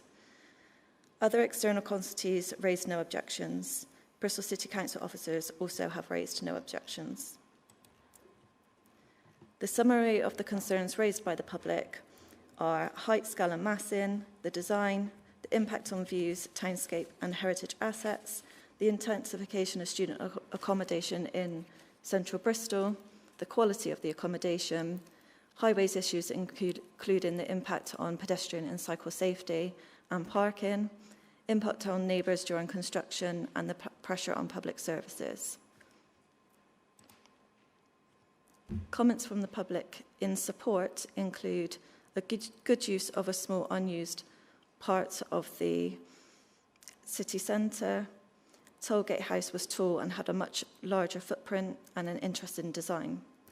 Comments from the Bristol Horn Youth Concern include the community facility is an invaluable addition to the area. It will provide a safe, accessible and inclusive space for young people to meet, socialise and access support. It will benefit students and the broader local community, and it is a unique opportunity to invest in the future of Bristol's young people while improving the well-being and safety of the area as a whole. Objectors raised concerns about the proposal's height, scale and massing, particularly the height of the proposed eastern tower and the impacts that it will have on the skyline, particularly in relation to the nearby conservation area and listed buildings. Officers initially had concerns about the massing and architectural treatment of the eastern tower. It was considered bulky and monolithic with insufficient articulation to break down its scale. It was considered that the proposed scheme failed to meet the high standards required for a site of such strategic and visual prominence. Following a series of meetings with the applicant, the design was refined in the way set out in the next slide. This slide shows the building's height in the context of other tall buildings in the area. When viewed in relation to the former, existing and proposed buildings, the proposed tower is not out of character in this location. Furthermore, the site was previously occupied by Tollgate Tower, and therefore the placement of a tower in this location has previously existed. Bristol City Council has worked hard with the applicant to design matters during the pre-application process and the lifetime of the application. The amended plans submitted in December 2025 include an updated design and access statement and a design intent document. The main design changes that were made since the initial submission of the application include reviewed proportions of the base to provide legibility and grounding at the ground floor of the tower and a sense of hierarchy. The window groupings were amended to improve proportions. Articulation of the colour and definition now refine the base. Wider, shorter windows help ground the base and create definition to the upper, middle and top sections of the tower. A clearly defined entrance is emphasised through changes in material and proportion. A belt band was added to break repetition. The material tone is lightened and reflection added to upper sections. Elongated windows to upper parts of the tower reinforce verticality and add variation to the base. And groupings of windows were changed to increase the upper middle cluster and improve proportions. The top of the crown is more clearly defined with window variation and depth. The crown has been elongated by 1 metre. The material tone is lightened and reflection added, and openings in the crown increased to soften the threshold to the sky. Throughout the application process, the applicant has worked well with officers to make amendments to the proposals. The final scheme is much improved in terms of its architectural treatment. Historic England objects to the application on heritage grounds and do not consider the site to be suitable for a tall building. They have advised that the proposed development will appear dominant over listed buildings located on Portland Square and St Paul's Church, and it would severely erode the architectural interest of the square and would cause harm to the character of the conservation area. The applicant has worked with officers to develop and refine the design of the proposals. The height, scale and massing will impact views from numerous vantage points across the city. However, the standard of architecture is considered to be very good, and the proposals will bring high-quality landscaping and public realm. The colour palette was also chosen to contrast with the lighter stone of the Portland Square and St Paul Church so as not to blend with the heritage assets. There are also a number of public benefits arising from the scheme, such as provision of student accommodation, provision of employment space through the cafe and community uses, short-term economic benefits through construction jobs, new and improved landscaping of the public realm with an increase in B&G of between 16 and 22%, and better transport infrastructure with the shared footpath. Officers consider that these public benefits outweigh the identified harms to heritage assets. The proposals are considered to be in line with local and national policy on design and heritage assets. Officers have worked with the applicant to ensure that the interface between public realm and the proposed new buildings taken into account pedestrian and cycle access routes and crossings over Dale Street. The applicant has agreed to undertake the proposed highway works via Section 106 agreement. These are shown on the proposed plans and are summarised as follows. The creation of a widened footpath to 5 metres in width and street trees along Newfoundland Way frontage. The creation of pocket park and associated planting, and amendments to Dale Street crossing, reducing the number of lanes from 5 to 4, and now allowing pedestrians and cyclists to cross all lanes in one go. This is welcomed and supported by officers. It will ensure high-quality public realm and creation of infrastructure which supports sustainable modes of transport. It will ensure that the development provides a safe and good quality pedestrian environment. The proposals are for up to 600 bed spaces in the form of studio and cluster bedrooms. The internal layout is indicative at this stage and will be refined and agreed at reserve matter stage. The ground and first floor will consist of mainly other uses such as cafe, student amenity area, refuse area and plant room. This slide shows examples of studio and cluster bedrooms with shared living and amenity spaces from level 2 upwards. Level 10 also includes a roof terrace providing outdoor amenity space. The eastern plot will provide potential for amenity use for the local area as well as residents of the student accommodation. In terms of daylight, the submitted report concludes that the development would achieve a 99% compliance for expected light levels in rooms. It is considered that proposals will create an overall good quality living environment with good access to green spaces and local amenities. As previously stated, the site is located in a city centre location and is not located for any particular use. The key national policy points relate to the presumption in favour of sustainable development.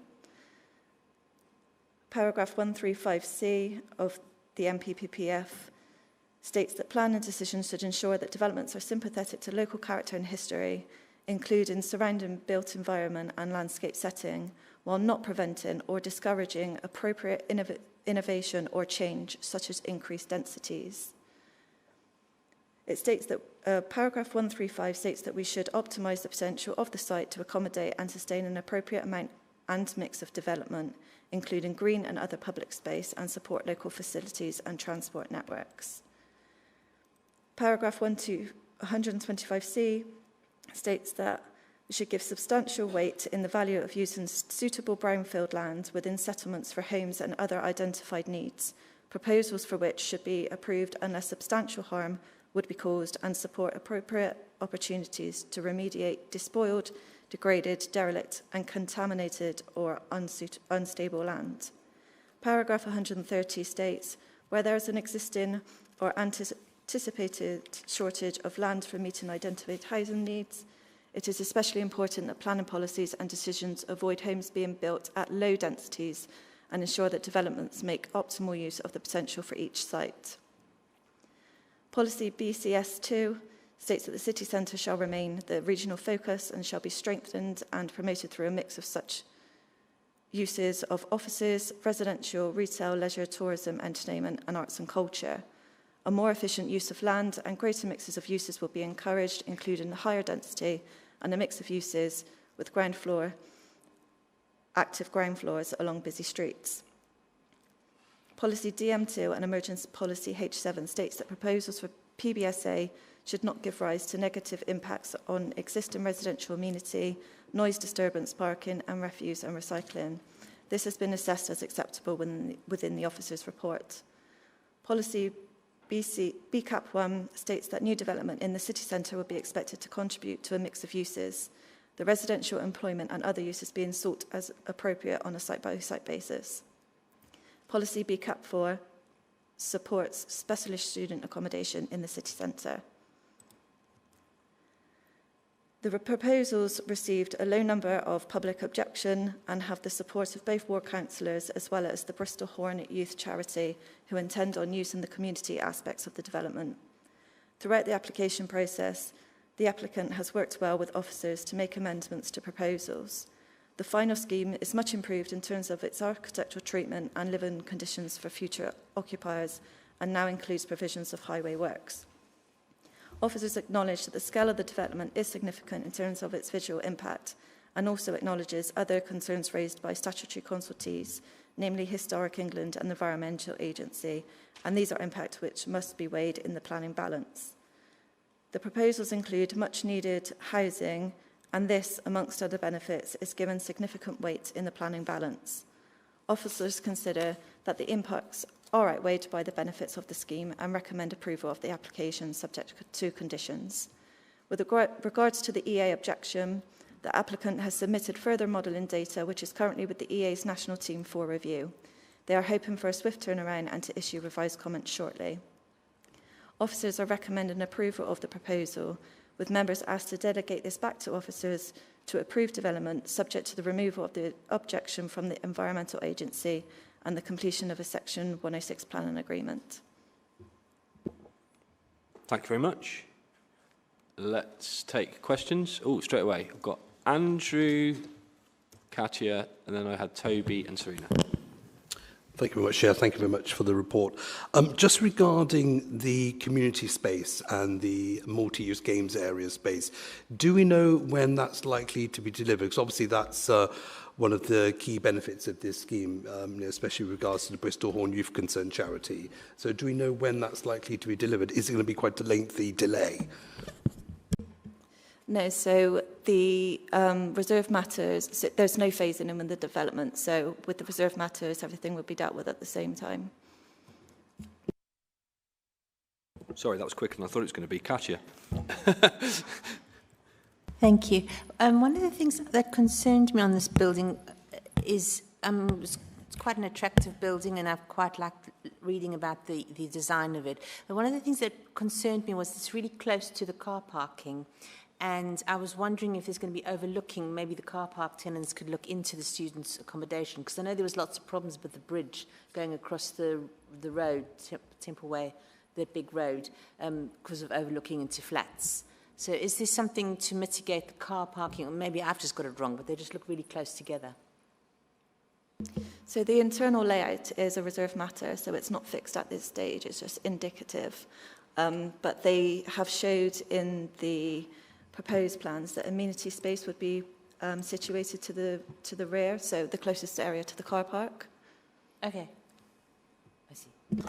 Yeah, the light blue areas, well actually there's a few shades of blue there, but there are some shared living spaces which are labelled on the plans there, which are kind of immediately facing the car park. Yeah, because there's the tower of the car park there where you drive up, so you can watch them having their tea. Yeah, I think you can just make out the kind of curved you can't look section over of that, as far as I can ramp. remember, you have to have quite a tall car to look over it. Thanks. Okay, Toby? Thank you, Chair. Officers might not be able to answer the question, but I'll try anyway. So one of the present uses of the site is for the enterprise car hire, and it's actually a very useful location to have a car hire for people who live predominantly car-free lives, of which there are many in the city centre. Do we know if there are any plans to move that to a nearby site, such as inside the car park or anything like that, or is that not stated as part of these proposals? I'm not actually sure on that, sorry. That's okay. I think you're expecting that slightly. Any other questions from Toby? No. Okay, Serena, go ahead. Given, as everyone's saying, it's next door to a major car park, I'm slightly concerned about air quality and impacts on future residents and whether they'll be able to open their windows. There's some conversation within the officer's report about that, isn't there? About air quality not meeting the national standards required. Could you just expand on that, please?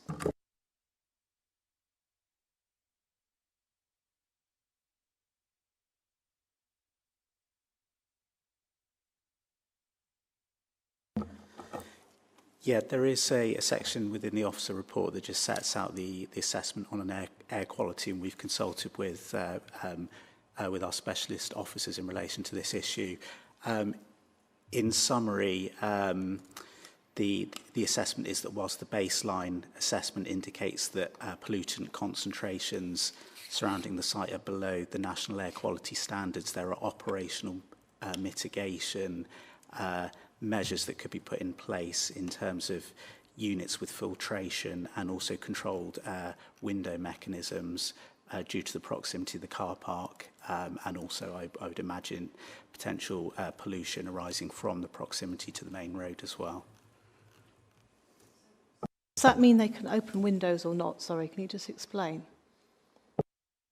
I think the precise location of where those windows would be something that would be picked up through the reserve matters, but that is certainly a mitigation option to deal with potential air quality issues. Just ask one more question, is that all right? With the access, I just want to get my head around that. I probably haven't understood it, but obviously at the moment, it's a bit of a traffic island, the site. It's very constrained. You've got the access to the car park, which is very, very busy at peak times, like Christmas. That's being narrowed, isn't it? Will there be a pedestrian crossing over that lane? Is it Dale Street? Could you just go into that for me? Thank you.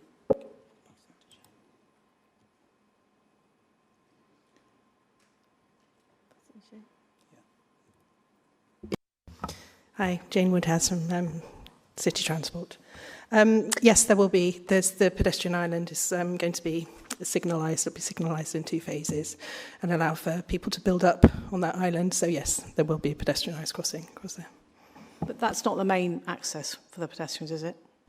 No, I don't believe so. It's in the corner, I think, isn't it? Just wanted to check. Sorry to hold things up, Chair, but it's important. It's labelled number 4. Yeah, it's number 4. Okay. I think the question is, where is the access? Is that what you're asking? Yeah. Pedestrian access. Main access for pedestrians. Yeah, into the student accommodation, you mean? It's on the main diagram. I think it's D, or is it E? It's shown, I think, as 4 on the plan. Sorry, 4, not D. I'm only asking because I just have concerns about Dale Street really and crossing it, but yeah, thank you. Okay, any other questions? I've got a quick one that I just want to ask around harm, as ever. It says that harm is justified because it has been minimised as far as reasonably possible. I just wonder whether a reduction in height and massing would minimise that impact and whether that is reasonably possible. Because it says, as far as reasonably possible, what would be reasonably possible, I guess, is the question. Sorry to pass words, but it does seem to beg the question. I think sort of hypothetically, potentially, but we're in a situation where the committee needs to consider the proposal that's before it, really, and we have assessed that in terms of the relevant MPPF tests and the legislative tests around impact on heritage assets, and we do find that the benefits would outweigh the less than substantial harm that's been identified. Okay. Any other questions? No? Let's move on to the debate on this one then. Richard's got his hand up already. Go ahead. I'll be quite quick this time, Chairman. Despite featuring a flagship high-tall building at the bottom of the M32, Cabot Gate is perhaps doesn't have the same focus as the previous debate we had about Broadwalk Shopping Centre. But equally, just like that, we've had the developer, the ward councillors, and also the community actually giving support. And to me, that is something. Particularly my credit, they weren't here, they couldn't make it, but the ward councillors, Councillors Mohammed and Jeffrey, both endorse this. In particular, I believe the incoming Lord Mayor Yassim has really flagged up and championed the issue of the community space for Bristol Youth Camp concern, and I think that's an important feature of the scheme. I'm very happy with it. I think it's an impressive building. It meets policy, and we have enhanced public realm and landscaping, so that's good. Which brings me on to the final point, the heritage concerns of historic England.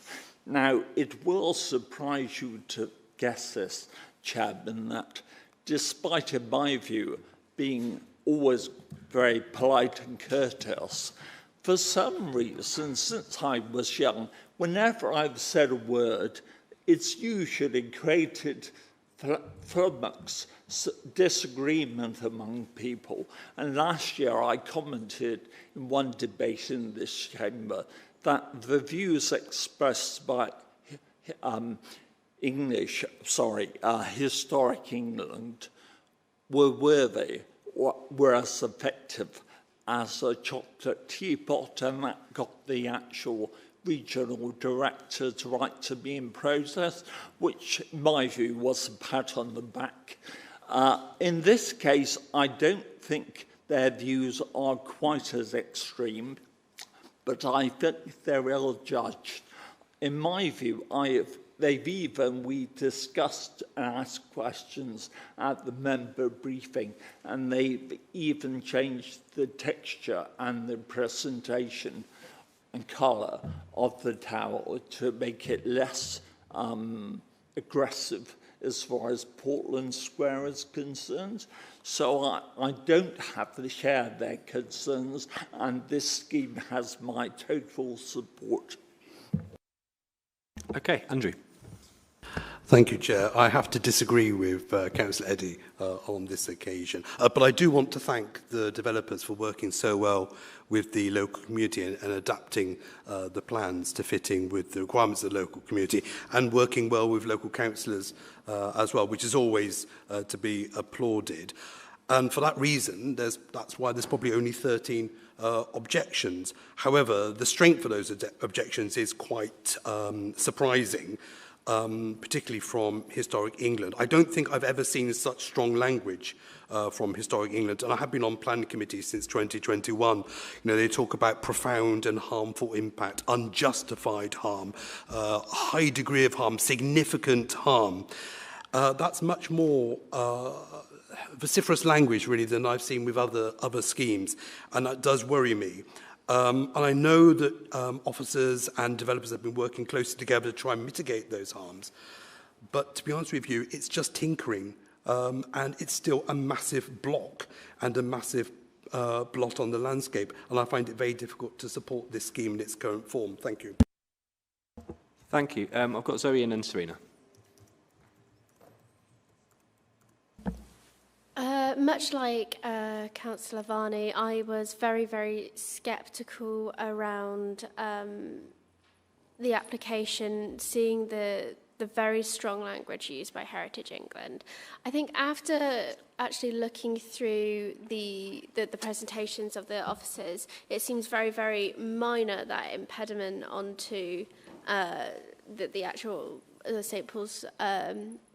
But still, I keep going up and down in favour, not in favour, and I have got to a point where I just can't make up my mind, so I will be abstaining.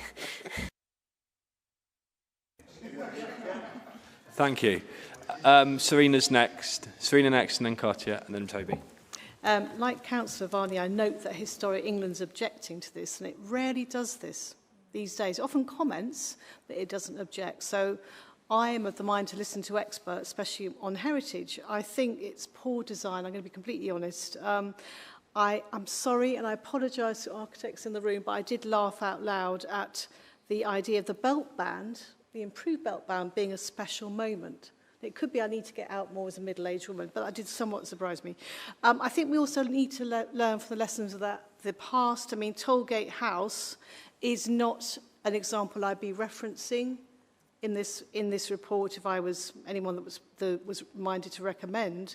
Tollgate House was voted, I think, from memory, early 2000s, something like that, as one of the least popular buildings in the city that people wanted it to come down. It's incredibly tall, very ugly, and I think we can do better. We've learned, surely, from Broadwalk today that we can demand better design. It doesn't mean we're against development. We know we need new homes, but this is also a gateway site. I think we've got to remember that, really, Chair. This is not any old site. This is what sometimes, it is often what people first see when they come into our city, and I think we could do better. The other thing is it's a constrained site. As I said earlier, I'm sort of dithering about this, but at the moment I feel it's a traffic island with a major car park attached. And I don't think that students who will be future residents should be treated as second-class citizens. So if it's not good enough for long-term residents, students should have to put up with it either, even if they're not there for large parts of the year. The Byzantine architecture has become a sort of buzzword recently for some tweaks to design, shall we say, and we've seen it with Princess Street as well. It seems to be very à la mode, that phrase, at the moment. But just to wrap up, for me, the harms do outweigh the benefits, and I would implore the developers to go back to the drawing board, really, and try and do better. Thank you. Okay, next is Katya, then Toby, and Kai. I have to say, I don't really share the same ideas of heritage. This is probably going to kill me for this. But I just cycled in from down Old Market and then went down Penn Street and had a look at over the tall buildings and saw where it would be in the section. And you could see, is it Brunswick Square, the church, the tower that you see there. And it was lost between a whole lot of modern buildings that are there already. I actually think that this particular tower is okay. I know there's a huge animosity in Bristol against tall buildings, so sometimes I wonder if it gets caught up in that. I didn't think it was. I think the heritage sites, the positivity outweigh the heritage sites. My only thing is that it is a very squashed little, it feels like a very squashed little site on two really major roads. And then you've got a massive car park that's always busy behind it. That's my only real issue around it. And I said with overlooking and things like that for people living there. But I don't see the heritage sites as such an issue so that it would stop building the building, if that makes sense. Thank you, Cartier. Toby? Thank you, Chair. I think, like Councillor Pete, I'm really on the fence about this one and going one way or the other, although I will come to a decision, and Zoe, I would encourage you to try and come to one as well. I think this one is in the balance, and it's important that we all vote. The architecture is very Marmite. Clearly, some people have very strong feelings one way, but some people have strong feelings the other way. What I do appreciate about it, at least, is that it's more than just a rectangular box, which is, what we see in most planning submissions these days. It does have a bit more architectural interest, whether you like that or not. In this location, would I want to live there long term or with my family or anything like that? Probably not. However, would I have liked to live there when I was a student in Bristol? Absolutely yes. It's a really good location to live when you're living that kind of lifestyle. And I'm torn between the impacts that this large development has, but also the fact that perhaps if we have PBSA here on this site that's very difficult to use for any other purpose, or would we rather have that PBSA somewhere else on a site that could be used for more long-term residential needs or offices or commercial? And just finally, in terms of the heritage, I think it's in the balance because it's a city centre site. Our city centre skyline is already made up of historic buildings, modern buildings, and everything in between. So I think we do have to expect a bit of that in such a central location. Thanks. Kai. Thank you. Yeah, I'm going to vote in favour of this one. I've followed the work of Bristol Horn Youth Concern over many years and worked with Khalil on many issues over the years, and the work they do around education and sporting activity is only going to be enhanced by this application. So for that reason, well, not alone, but that's a very strong reason for me to vote for this in my consideration. Yeah, I don't share the concerns about the heritage impact. I think other people have made the arguments about that, why it's not that impactful in my view. I don't think it's an exceptional design, as the architect tried to persuade us that it was. But I've seen worse, but I've seen a lot better, and perhaps it could be a much better design. It is as you say, a prominent site. But on balance, I'm going to vote in favour of this. Thank you, Kai. Anyone else? Did you want to say anything, Ellie, or not? No, not both. Okay, I'll say something quickly. I looked at this initially. You always get a read on this on something like this straight away, and I immediately thought, there's nothing close to it, and so it's another case of where we've not really seen a level of objection that you might expect. I think if you plonk this in a different area of the city, you would see a lot more objection. I do hear a lot of what Toby said about that being a good location to live as a student. I do accept that the actual, and we haven't really, we often talk about the design and the scale and the massing and the density and all these things, but actually the scheme is a very good scheme, independent of that. And I think for me it is one where I do feel like there is an impact on the heritage assets. But as people have said, you have to balance that against the fact we've already got all these tall buildings. I worry about East Bristol, because I live in East Bristol, and Castle Park View does dominate the approach to the city centre in a way that I don't like it. And that's what I feel about this design, this scale and massing. Equally, I see that this is a city centre location that we do need to enable development, so I am going to reluctantly support it, I think. That was a long essay, sorry. Shall we... in fact, I'm going to move the recommendation, unless anyone has anything else to say. Officer recommendation, anyone want to second that? Yes, second. Okay, I'll take Richard this time, yes. I'll go around and just say whether you're for, against, or abstaining. So, Councillor Eddy, you're first. For.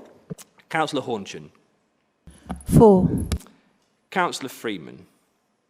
For. Councillor Varney. Against. Councillor Breyer, that's me, for. Councillor Dudd. For. Councillor Wells. For. Councillor Peat.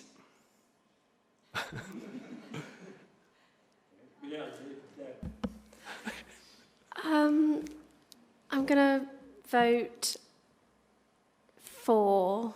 Thank you, Councillor Peat. Councillor Ralston. Against. Thank you. So let's just top that up, what have we got there? So we've got 7 for and 2 against. So that is carried and approval is granted. Thank you, everyone for that application. Thank you, members of the public, if you're leaving. We'll come back at 4:30. I'm going to take a break now, even though we're a little bit behind.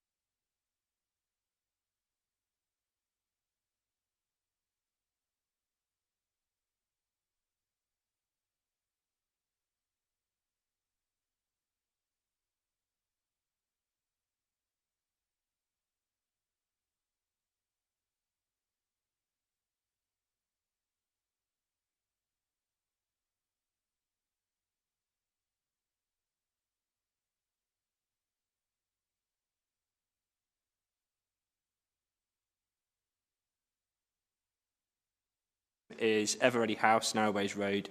We do have public forum. Unfortunately, Serena won't be able to take part in this one. DO1, the first statement is Sam Gilroy. Is Sam here? Thank you, Sam. Good afternoon, councillors. I'm a Narroways resident. Our concern is the impact of traffic from 41 new dwellings. Narroways Road is a narrow cul-de-sac, and the only passing and turning space is also going to be the only entrance to the new development. This is nearly doubling the number of dwellings in the street, and it's well over the 120 dwellings per hectare optimum.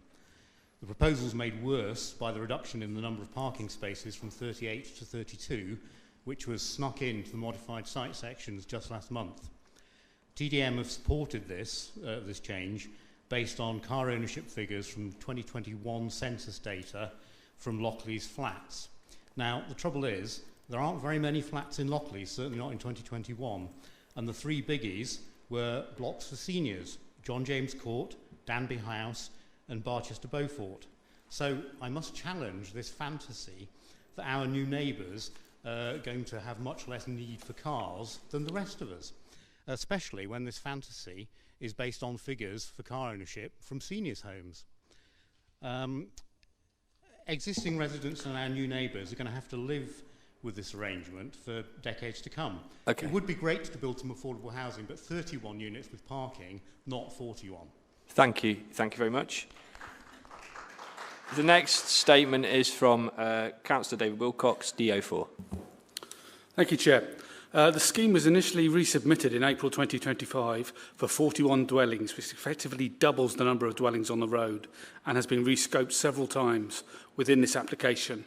Again, no affordable housing was planned. I called in the application to Planning Committee on the basis that it lacked a full affordable housing component and therefore breached BCS 17 SPD. It has only been in the last 2 weeks that the developer has publicly scoped the project as a possible 100% affordable housing scheme. I would welcome making this a condition of the Section 106 agreement for this site.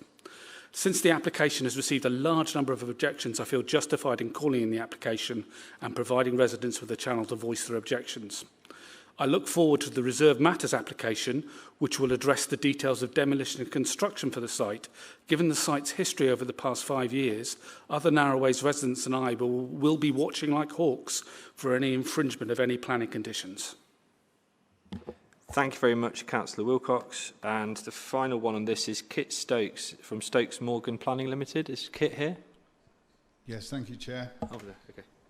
I've just some brief bullets to present. Thank you to members for listening, and thank you to officers for working positively with us following previous appeals. It's a brownfield site, delivers 41 homes, 100% affordable, and it hasn't been in the last 2 weeks. It's been 100% affordable for months, and we're happy to accept a Section 106, and we'll work with officers to ensure that the ownership and tenure is controlled.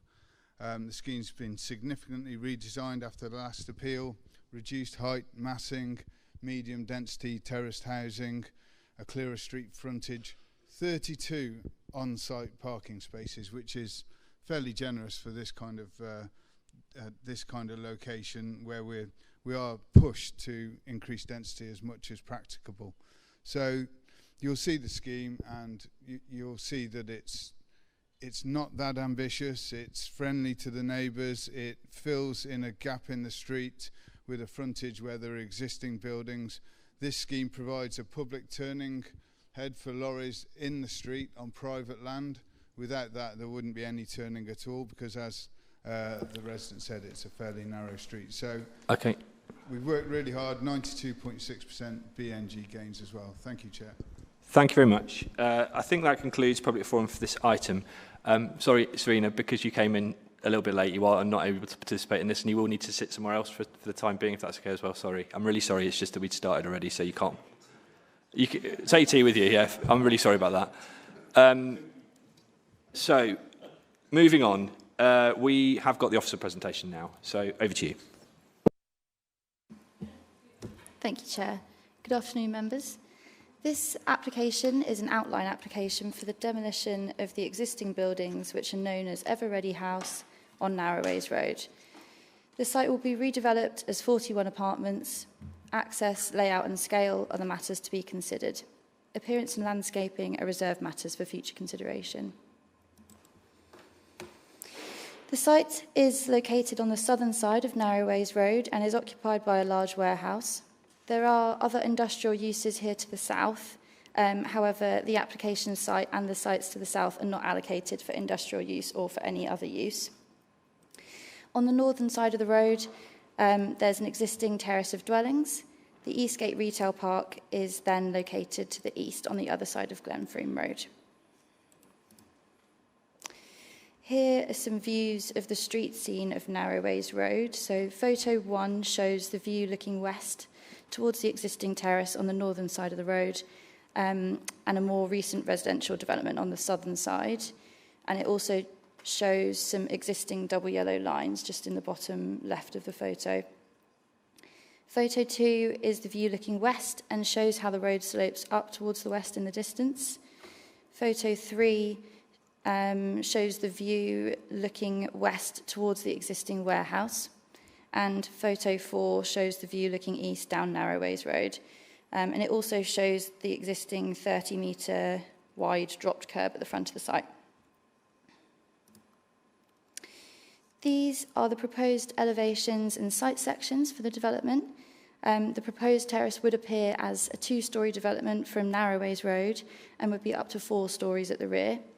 The access to the parking area is via an undercroft, which you can see here on the elevation. All apartments have their own balconies, so they all have access to their own private amenity space. And the section at the bottom of the slide shows how the development is set lower than the existing terrace to the north, so there are no concerns about overbearing. Here is a visual of how the proposed terrace would look. As you can see, the design of the proposal responds well to the existing dwellings, and the development is set back from the footway, which allows for some defensible space. Overall, the proposal is considered to be an improvement to the appearance of the street in comparison to the existing warehouse. This is the proposed site plan, which shows the communal open space to the rear and the proposed parking area. There will be 32 car parking spaces. 30 of these will be allocated for residents of the development, and 2 would be for visitors. The development also includes cycle parking for up to 86 spaces, which far exceeds the minimum requirements of local policy. And the development would result in a significant increase in biodiversity on the site through the removal of existing hard surfaces, installation of the green areas, new living roofs, and the planting of 22 new trees. The application was called in by the local ward councillor on the basis that the scheme didn't provide any affordable housing in its first iteration. The first round of neighbour consultations returned 29 objections from residents and 1 letter of support. Concerns were mainly about the potential for increased parking pressure, a lack of turning space for emergency vehicles and refuse lorries, and concerns that emergency vehicles would not be able to enter the site.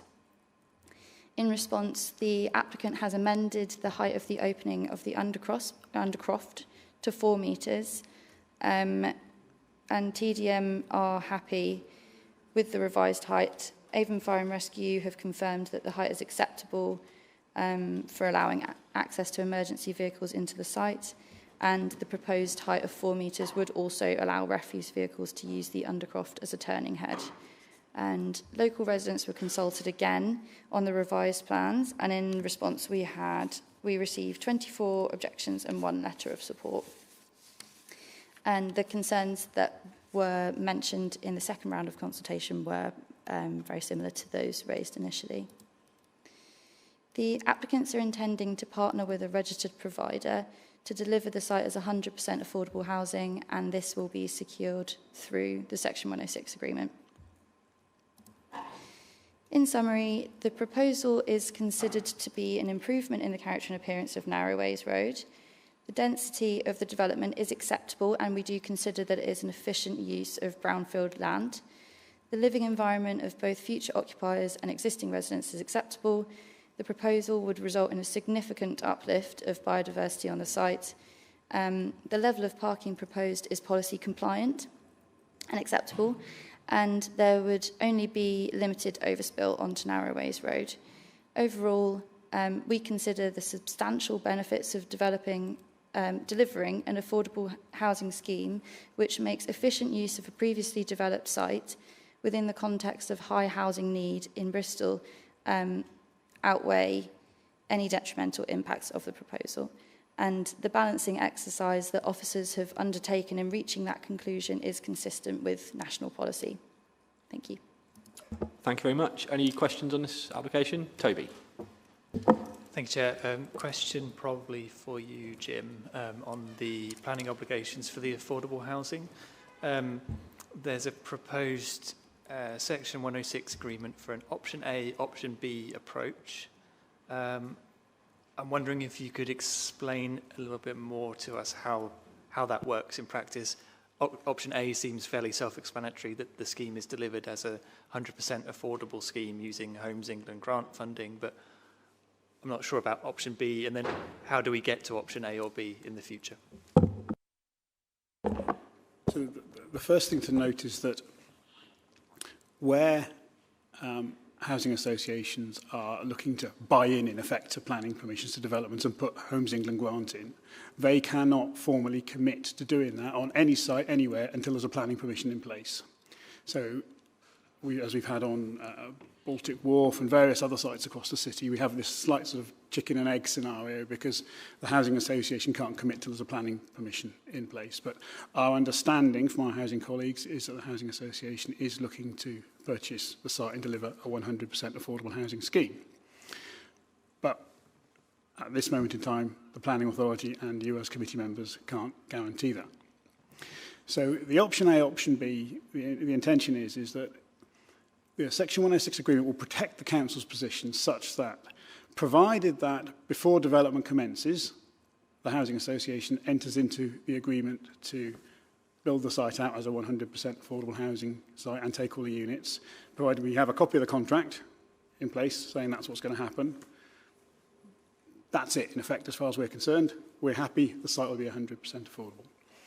But if that doesn't happen, if the housing association backs out or the developer changes their mind and decides they'll crack on, the option B approach says that they're not, if that happens, they're not allowed to start without doing further viability work.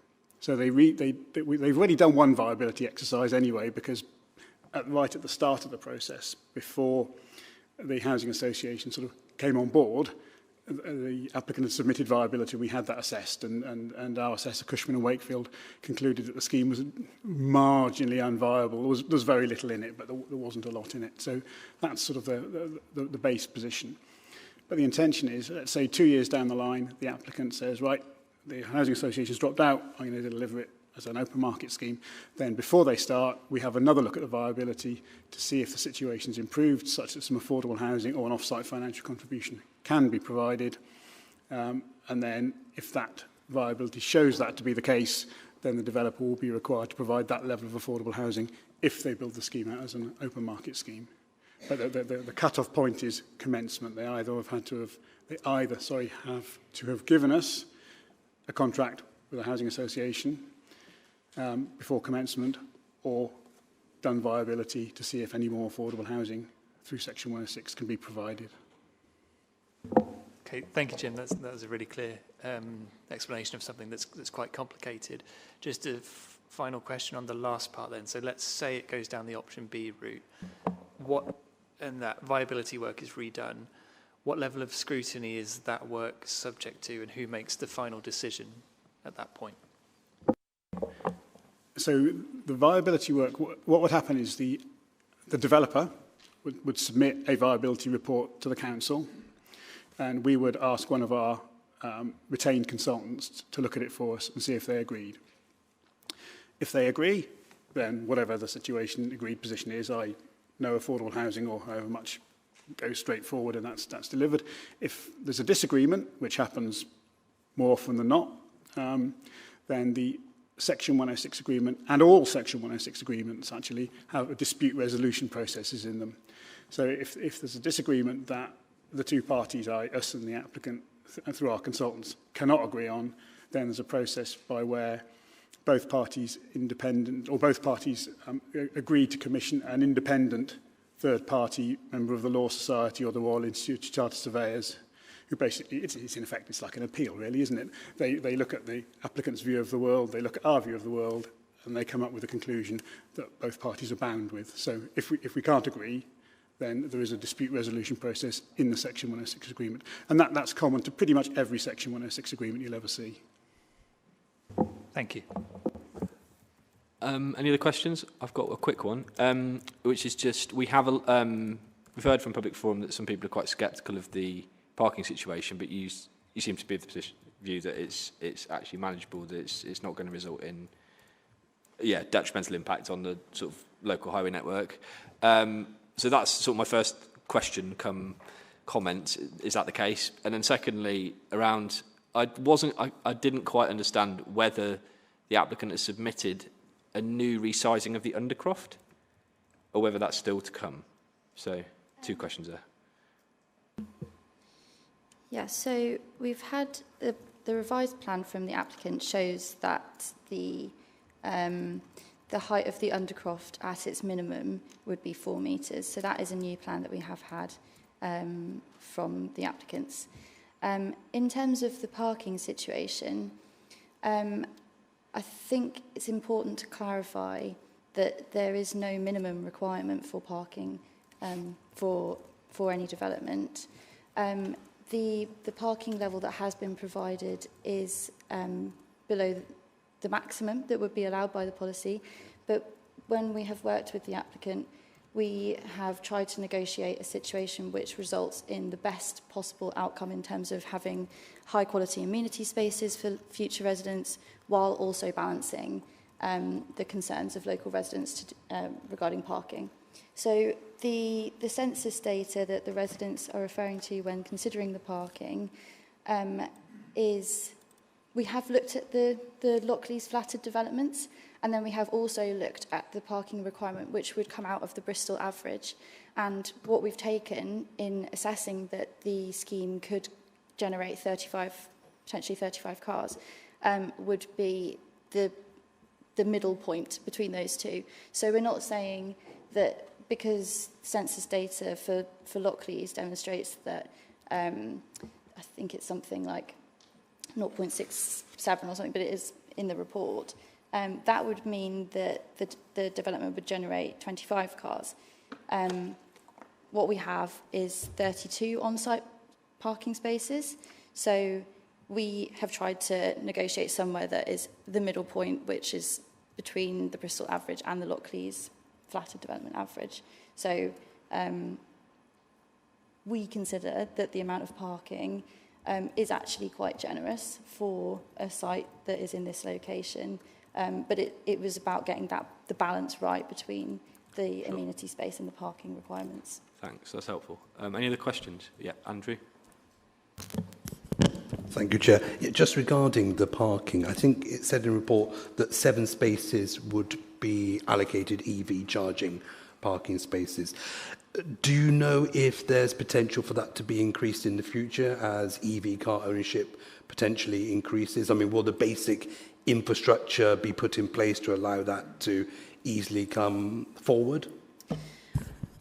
I think the amount of EV spaces that have been provided are compliant with our policy. I may have to defer to TDM in terms of whether that infrastructure could be upgraded later. Yeah, under building regulations, they're required to put in passive provision for all the EV charging. Okay, any other questions, or can we move to the debate? Let's move to the debate. Anyone got anything they'd like to say about this application? Richard. Jim, looking at the report, I would, with a heavy heart, say in planning terms, this is a proposal which should command support. All the essential things in your report is reassuring from conduct and from policy terms. I'm rather more reassured because the client's going to partner with a registered provider to aim to provide 100% affordable housing. There is a but coming, needless to say, and to demonstrate to officers I didn't fall asleep during my member refresher training, I am well aware that the character or past performance of an applicant isn't a material planning concern. I accept that. But as members who have read their report will see, I note Mr. Samlit is a member or linked to the applicant, and certainly those of us who've been on the committee for a time will know the Lits are quite infamous. In my view, BBC West did a programme about 3 years ago. Every scheme they've been involved in Bristol, South Gloucestershire, something's gone wrong. It hasn't been to acceptable, approved standards. I've still got a scheme. Again, it was not built as approved. We went for enforcement. In fact, we came back to committee 8 years ago for Lid Court. And even now, I get complaints because the applicant actually entrusted a private building control company to sign off the quality of their work. And so residents, frankly, haven't got any comeback. They would have to take the applicant or the company to court, which they can't afford to do. So as the Ward Councillor, Councillor Woodcox, has said, we need to see any things which come forward that it's properly enforced, it's properly looked at, every T is crossed and every I is dotted. So I will reluctantly be voting for this, but with a heavy heart, Chairman. Thank you. I'm just going to say I share the non-material reasons that you've elucidated there for scepticism about this development, but at the same time I look at the actual development and I think it's a good thing to provide the housing, and I think actually it's a reasonable development. I do have some concerns about the parking and the access and all this kind of stuff, but it sounds like officers have come to the conclusion that it is acceptable, and I'm happy with that. So that's where I am on this. Anyone else got any comments about this one? No? Okay. Well, I will move the recommendation of the officers to approve this application. Have I got a seconder? Zoe, thank you. And we'll go round and just take a vote on that. So, first off, Councillor Varney. 4. Councillor Hornchin. 4. Oh, Councillor, sorry. Councillor Peat. 4. Councillor Freeman. 4. Councillor Wells. 4. Councillor Breyer, that's me. 4. Councillor Dudd. 4. Councillor Eddy. 4. That is approved unanimously. We will take a 5-minute break. We'll come back at exactly 5 o'clock, please.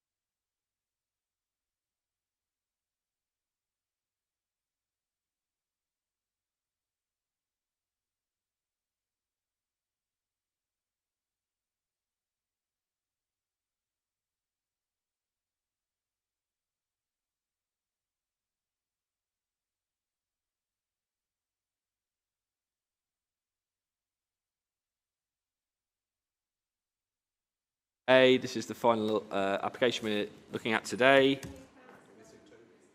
Toby is recusing himself for this item. That was right at the beginning. I can see why you might have forgotten that. But yes, he's not here for this item, so we are just a committee of 8. So we are going to look at land south of Princess Street, Bedminster, Bristol. As I said earlier, we're not going to take supplementary questions on this item, but everyone who's written a statement will get a chance to give 1 minute on their statement. So the first statement is E04 from Councillor Lisa Stone. Thank you, Chair. First of all, I'd like to say that I'm not quite kind of convinced about the conditions that have been accepted by the officers and the developers.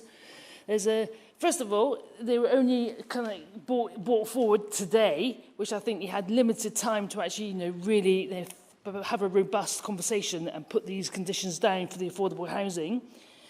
Secondly, I'd like to say that having the condition where you're saying that you can provide the purpose-built student accommodation at the, and only deliver up to for the first fix of the affordable, I don't think that's a robust enough condition. First fix is literally an empty box with building services going in. Those can easily be flipped, from affordable accommodation to, full priced accommodation, because that's all about the detail. That's all about the detail. So I'm just not convinced that they have actually fulfilled the conditions that you told them to go back and do. It should be referred. They should have more, basically, to be honest with you, if it were me, I would like this to be completely and utterly refused. They didn't have to the officers did not have to bring this back here today. They could have waited until they had those conditions were robustly approved by both officers, council and developers. They chose not to. So this committee can refuse this whole application because these conditions are unacceptable.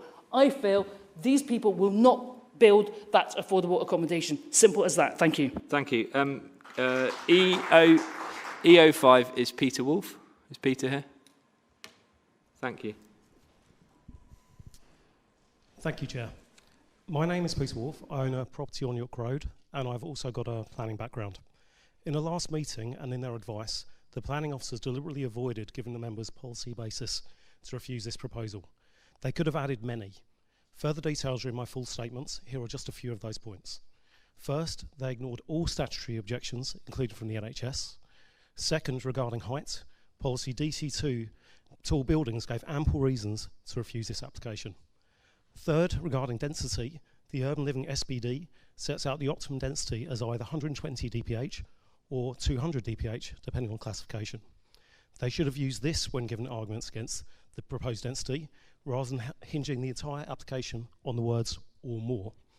Given these and other planning considerations and the submissions from others and our solicitor, I urge the members to consider carefully and again refuse this proposal as they originally and correctly did in January. Thank you. Thank you. E06 is Nick Townsend. At the last planning meeting on March the 11th, those in favour of rejecting this deeply flawed scheme clearly won the argument, yet it was still approved. Why? 3 committee members changed their minds because of the fear of the cost to the council if it should go to appeal. The figure mentioned, £1 million, was unsubstantiated and was anyway the very worst case scenario. Costs can be legally mentioned in a secondary way, but it should not be not outside proper planning judgment. I thought disproportionate weight was given to the cost risk and planning harm was ignored. I think most members in their hearts will recognise this is true. They now have the opportunity to right this injustice by rejecting this scheme. And the final point is that the financial risk of going to appeal is largely cancelled out by an equal risk of a possible judicial review. Thank you. Thank you, Nick. We'll go on to E07, which is Councillor Christine Townsend.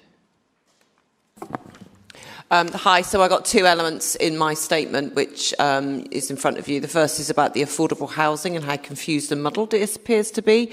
That was basically what got this over the line, so you need to make sure that that really is tied down. My second is in relation to what is described as reasonable requests when it comes to the actual build in relation to Learning Partnership West and the primary school. The planning officers have shown themselves to not understand that this council made care experience a locally protected characteristic and hurriedly put some references to that into the second paper, but not in the first. It was only came to their attention when it was raised to them in the first planning meeting.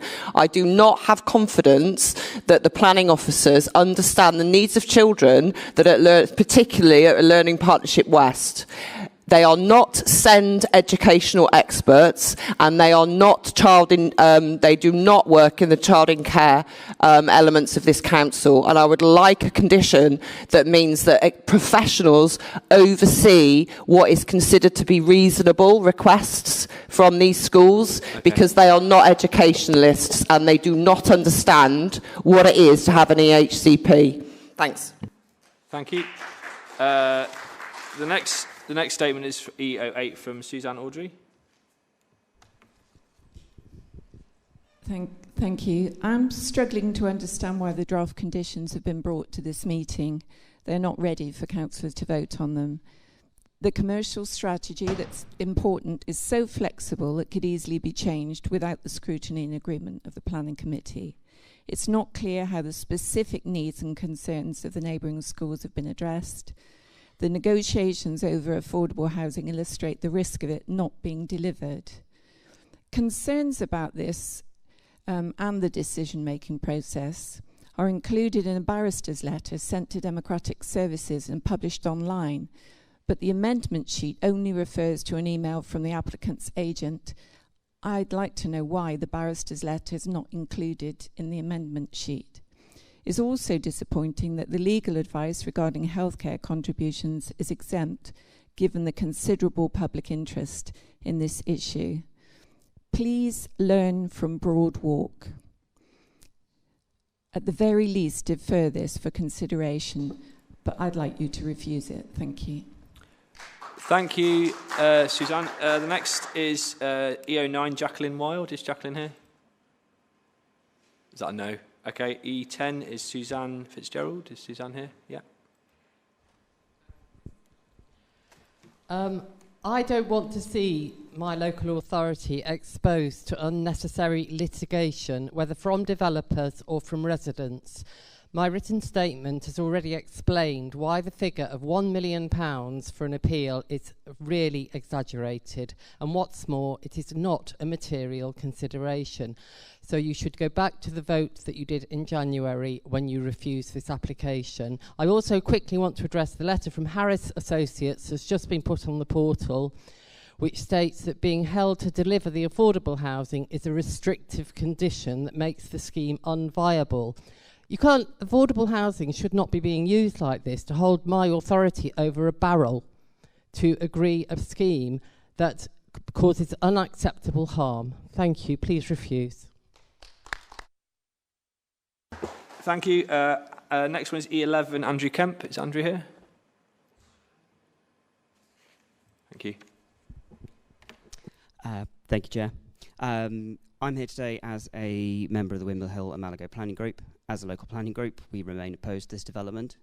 In terms of the conditions before you today, we're very concerned the committee is being asked to vote on those conditions which at the time of the officer's report are not firmly set. We're concerned the figures for student accommodation do not reflect what's been built. Over 800 are already constructed at the Metalworks on Delby Avenue, with more being constructed on Plot 1 at Bedminster Green and more approved at Temple Quarter, and this has not been noted in the description. We would urge the committee not to approve an application with conditions they do not feel are clear and would not deliver good quality development. Thank you. Thank you, Andrew. The next one is E12, Councillor Ed Plowden. Thank you, Chair. I think there's only two courses of action available to the committee today. One is to defer the decision. No one expected it to come back so quickly, and the conditions are not ready, and it's not acceptable to be publishing pivotal information the day of the committee.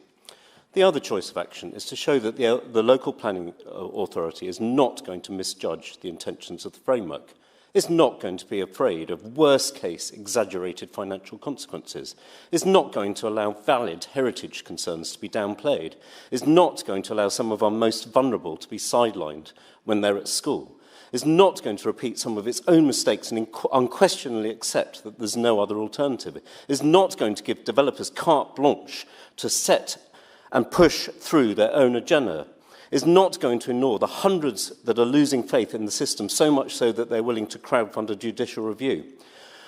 But rather that the LPA will be responsive and respectful of the local community and will harness their passion and build a better Bedminster and indeed a better Bristol, will harness and empower the ongoing determination of local people to shape their neighbourhood, will cherish what makes our city great, will recognise that this is not simple NIMBYism and we all want to build better.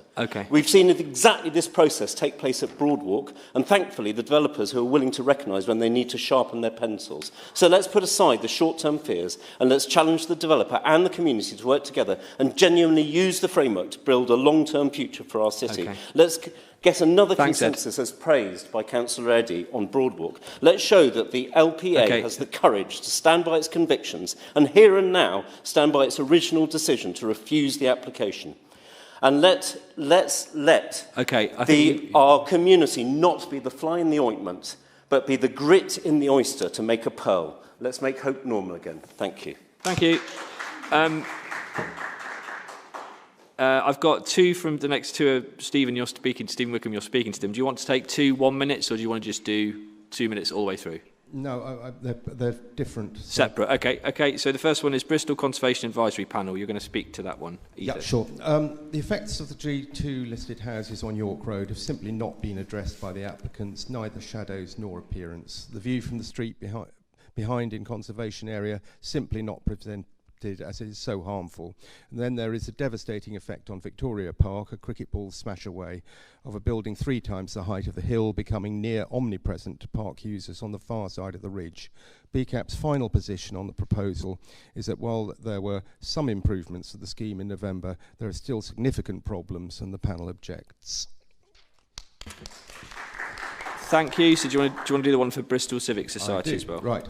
Okay. The society view. No, I'm under the impression that there's something about commercial aspects here. So the society view on commercial aspects included export of all existing blue-collar tenants out of district or out of city, overshading of existing business photovoltaics. Whatever moves in will not be the same type of businesses. Potential is limited by the height of the units. The society is concerned that the block roofs shouldn't rise, so that would involve gouging of housing provision in order to ensure the business flexibility of the ground floor units.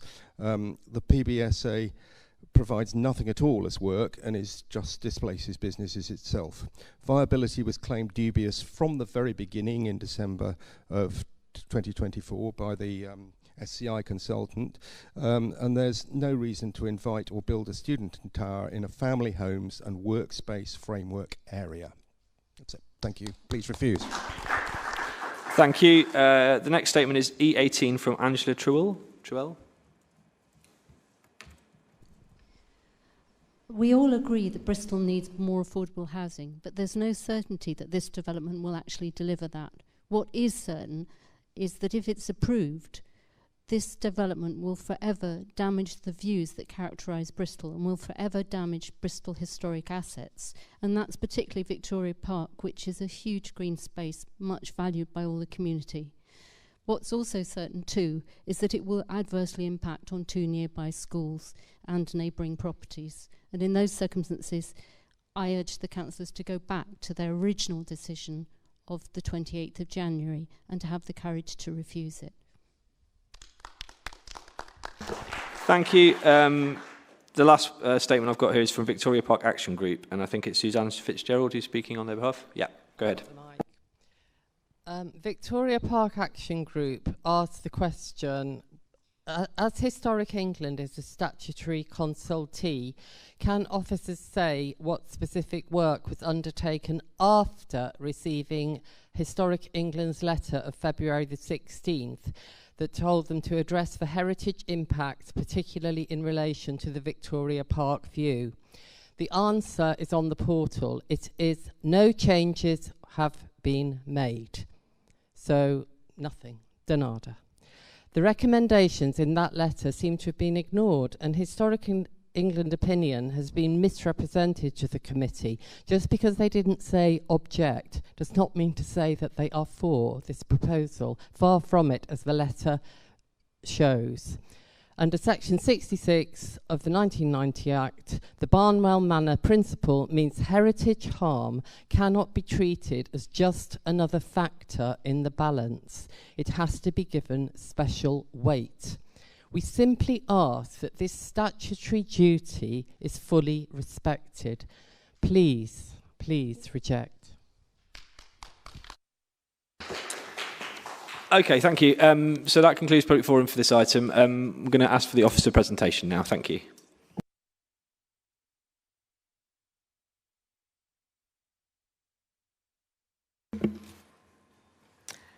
At the last committee meeting of 11th of March, the committee resolved to approve this application subject to two things. Firstly, detailed wording of 3 planning conditions to be brought back to a future committee meeting for final review and approval, and the conditions related to, firstly, securing adherence to the applicant's commercial strategy, secondly, school mitigation measures, and thirdly, affordable housing delivery phasing. Secondly, the request was for officers to receive legal advice on healthcare conditions, and this legal advice has now been received and shared with members as an exempt document. The officer report to committee sets out the proposed wording for some conditions as requested, and the officer recommendation is to approve the wording of the recommended conditions as set out in the report, apart from the phasing condition wording, and that's because discussions have moved on since the publication of the committee report. An amendment sheet was circulated and published today summarising what's changed. This slide shows the wording that the officers now recommend. This wording was set out in the initial officer report as Alternative 1, and this would be to secure no occupation of Block D, which is the PBSA block, until at least one of Blocks A, B or C had reached first fix, and would ensure that the block contained at least 20% affordable housing. So since the publication of the report about just over a week ago, officers have received further information from the applicant in the forms of emails from the PBSA sector. These provide evidence that the wording of the initially recommended condition would render any consent unfundable. Officers are now recommending the wording on this slide. So the additional amendment sheet that was recently circulated and published sets out some additional points that could also help form part of a Section 106 agreement, which would further help to secure the delivery of the affordable housing. The recommendation for the wording of the other conditions remains as set in the officer report. Thank you. Thank you. So I think as we approach the questions to this, I think it would be worth just going through each condition at a time for questions. So the first condition is about the commercial strategy. Has anyone got any questions about that particularly? Yes, Andrew. Thank you, Chair. I just wanted to clarify the wording that we're proposing for the commercial strategy, and actually looking at commercial strategy itself. It does appear that the commercial strategy is non-binding, that it could be changed at some point in the future. Is that correct? Well, the wording... The commercial strategy, as presented, sets out that it's a living document, and that's been picked up by people, but the wording of the conditions secures adherence to the commercial strategy that we've got in front of us. So in a way that fixes it. If the applicant wanted to make changes to that commercial strategy, they'd need to get the agreement of the local planning authority. What we're securing agreement to is as set out in that condition wording, page 19 to 22 of the commercial strategy that was presented with the application. So to that extent, that's what we're securing by that condition. So the comment in perpetuity basically trumps the fact that it's a live document, is what you're saying? Correct, yes. Okay, any other comments on the commercial strategy? Or sorry, not comments, questions on the commercial strategy? Okay, any other? So we'll move on to the mitigating impact on schools condition. Does anyone have any questions about that condition? Yes, a couple, it looks like. I'll go with Ellie, then Katja. Yeah, I suppose I just want to emphasise the point that Christine was making earlier, that we are all corporate parents, and so we have an obligation to protect the children that are going to be affected by this. And as been mentioned, care experienced children is, you know, we've recognised that as a local equality measure. Words are going out of my head. And so at the moment, it's the condition talks about consulting with the schools.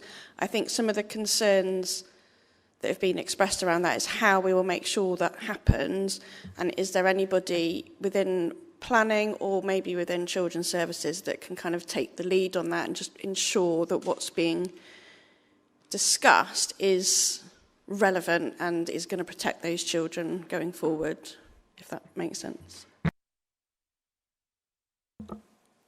Yeah, so the note that's referred to under that condition makes reference to the to consultation happening, and that will be initiated by officers on receipt of that information. So LPW would receive a notification that that information has been received by the authority and that they have the opportunity to review that and also provide any comments.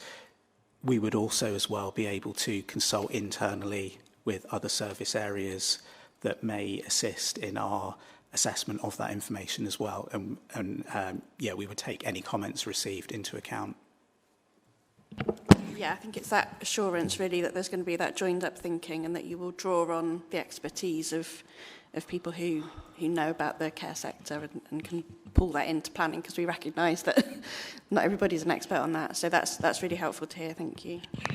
Okay, Katja, did you have something you want to say?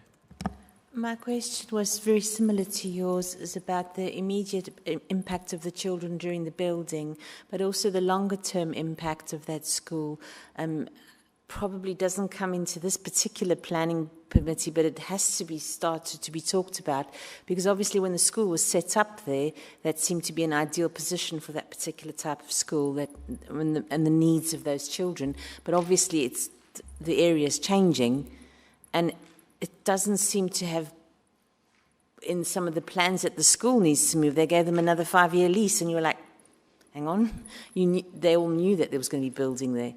So the whole thing does seem to be very badly thought out from the beginning. I don't know who the fault is. Have you got a particular question you want to make? Is there consultation or any work being progressed to move the school?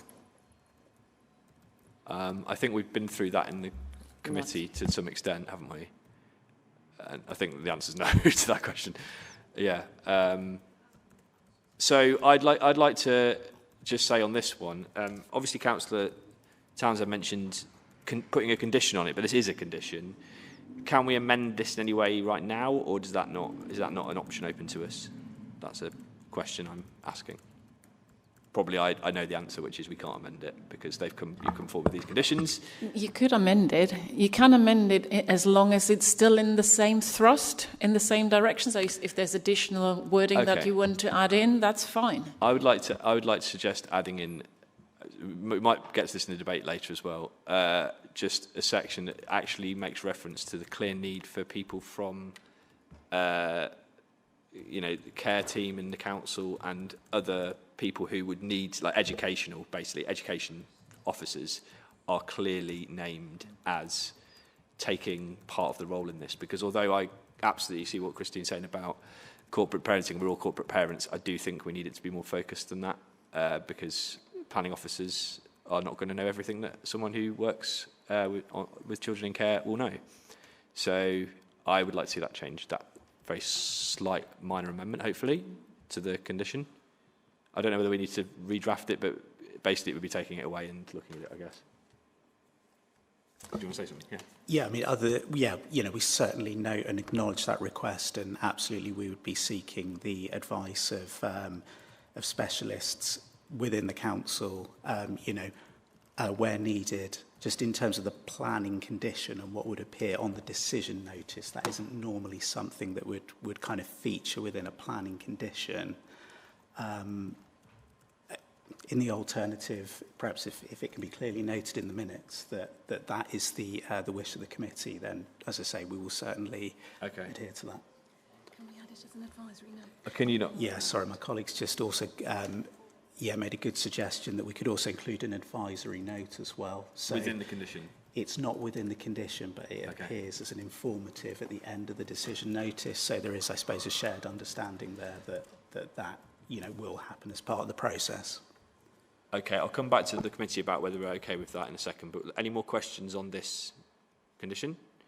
Okay, let's move on to the third condition, which is, what is it titled? Affordable housing delivery phasing condition. Any questions on this one from anyone? I guess my main question is, to the naked eye, it looks like there was an initial thing that we had to put out to make this committee, and clearly things have moved on and progressed. Is it normal for the negotiation to go right into the last second like this? And can you just reassure us that that has actually been a duly followed process? Do you see what I mean? Yeah, I mean, these are matters that are normally delegated to officers really for a reason, because this stage in the process can be quite an iterative process. And we've referred to the guidance in the report that encourages kind of discussion on these matters between the LPA and the applicant. We've obviously been trying to do this in the context of a timetable for this committee as well, and also with Easter as well. That's just presented some difficulties. If the developers were serious about providing Excuse me, I can remove you from the meeting if you interrupt. I'm sorry, I will. Lisa, please do not interrupt. Thank you. Thank you, Chair. That's appreciated. We've, also really been mindful of really the need to bring this back to committee at the earliest opportunity, just so we can ensure that we just, reach a timely determination on this, given this is the third time it's been considered by committee. So, that's where we are. And as the officers set out now, we have, since the publication of the report now, come to that clearer position and are setting out a clear recommendation, which has been shown on the slide as part of the presentation. And can I ask the committee if they... Oh, sorry, Kai, you had something to say, didn't you? Sorry. Yeah, so my understanding is originally all the affordable housing would be in Block A. Is that correct? In one block? That's what it says in the papers from the original meeting. Yes. So with this condition now, it will be provided across 3 of the blocks instead of provided in 1. Is that correct? Yes. Okay. And so why couldn't we condition that Block A was built first with 87 affordable units in it? What's the rationale of spreading it across three blocks? Yeah, that's has been explained partially in the amendment sheet, the amended amendment sheet that was circulated this afternoon. It's in relation to funding and the funding challenges that this would provide, and we've had evidence from the developer explaining why that presents problems for them. Can I hand over to Jim to explain a bit more? Hospital pass, as usual, Kana. Right. So, there's 2 bits to the delivery of the affordable housing, aren't there? There's the phasing condition that ensures that not only the purpose-built student accommodation is built, and then there's the securing the affordable housing of itself, which would come through the Section 106 agreement, which the solicitors will be drafting. The condition that we originally put down, which I think was in the original committee report, basically said that all the affordable housing would be in Block A, and the purpose-built student accommodation would not be occupied until Block A had reached at least a point called first fix. And just to reassure people what we mean by first fix, I think somebody mentioned it earlier. So by the time you get to first fix, basically the building is watertight.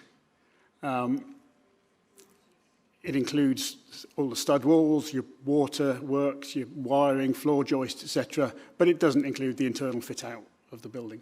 But by the time you've got to that point on a big building, you've spent tens of millions of pounds. You're all in. You're not going to stop there.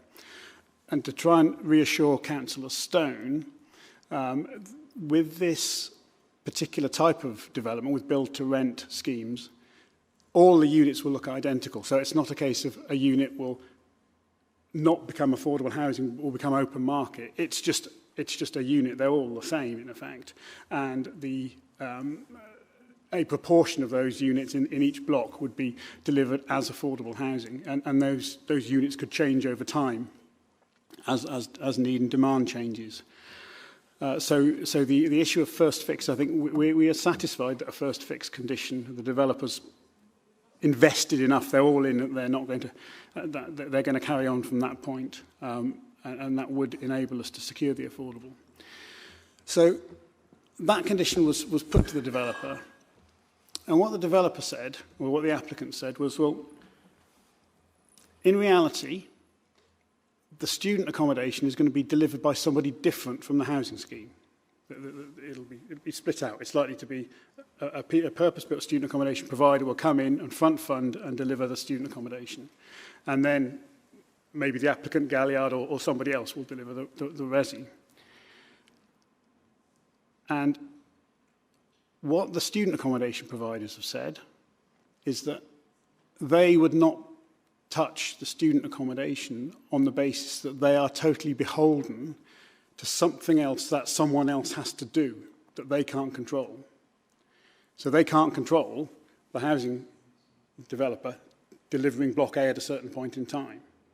So therefore, it makes it a very unattractive proposition for the student accommodation provider.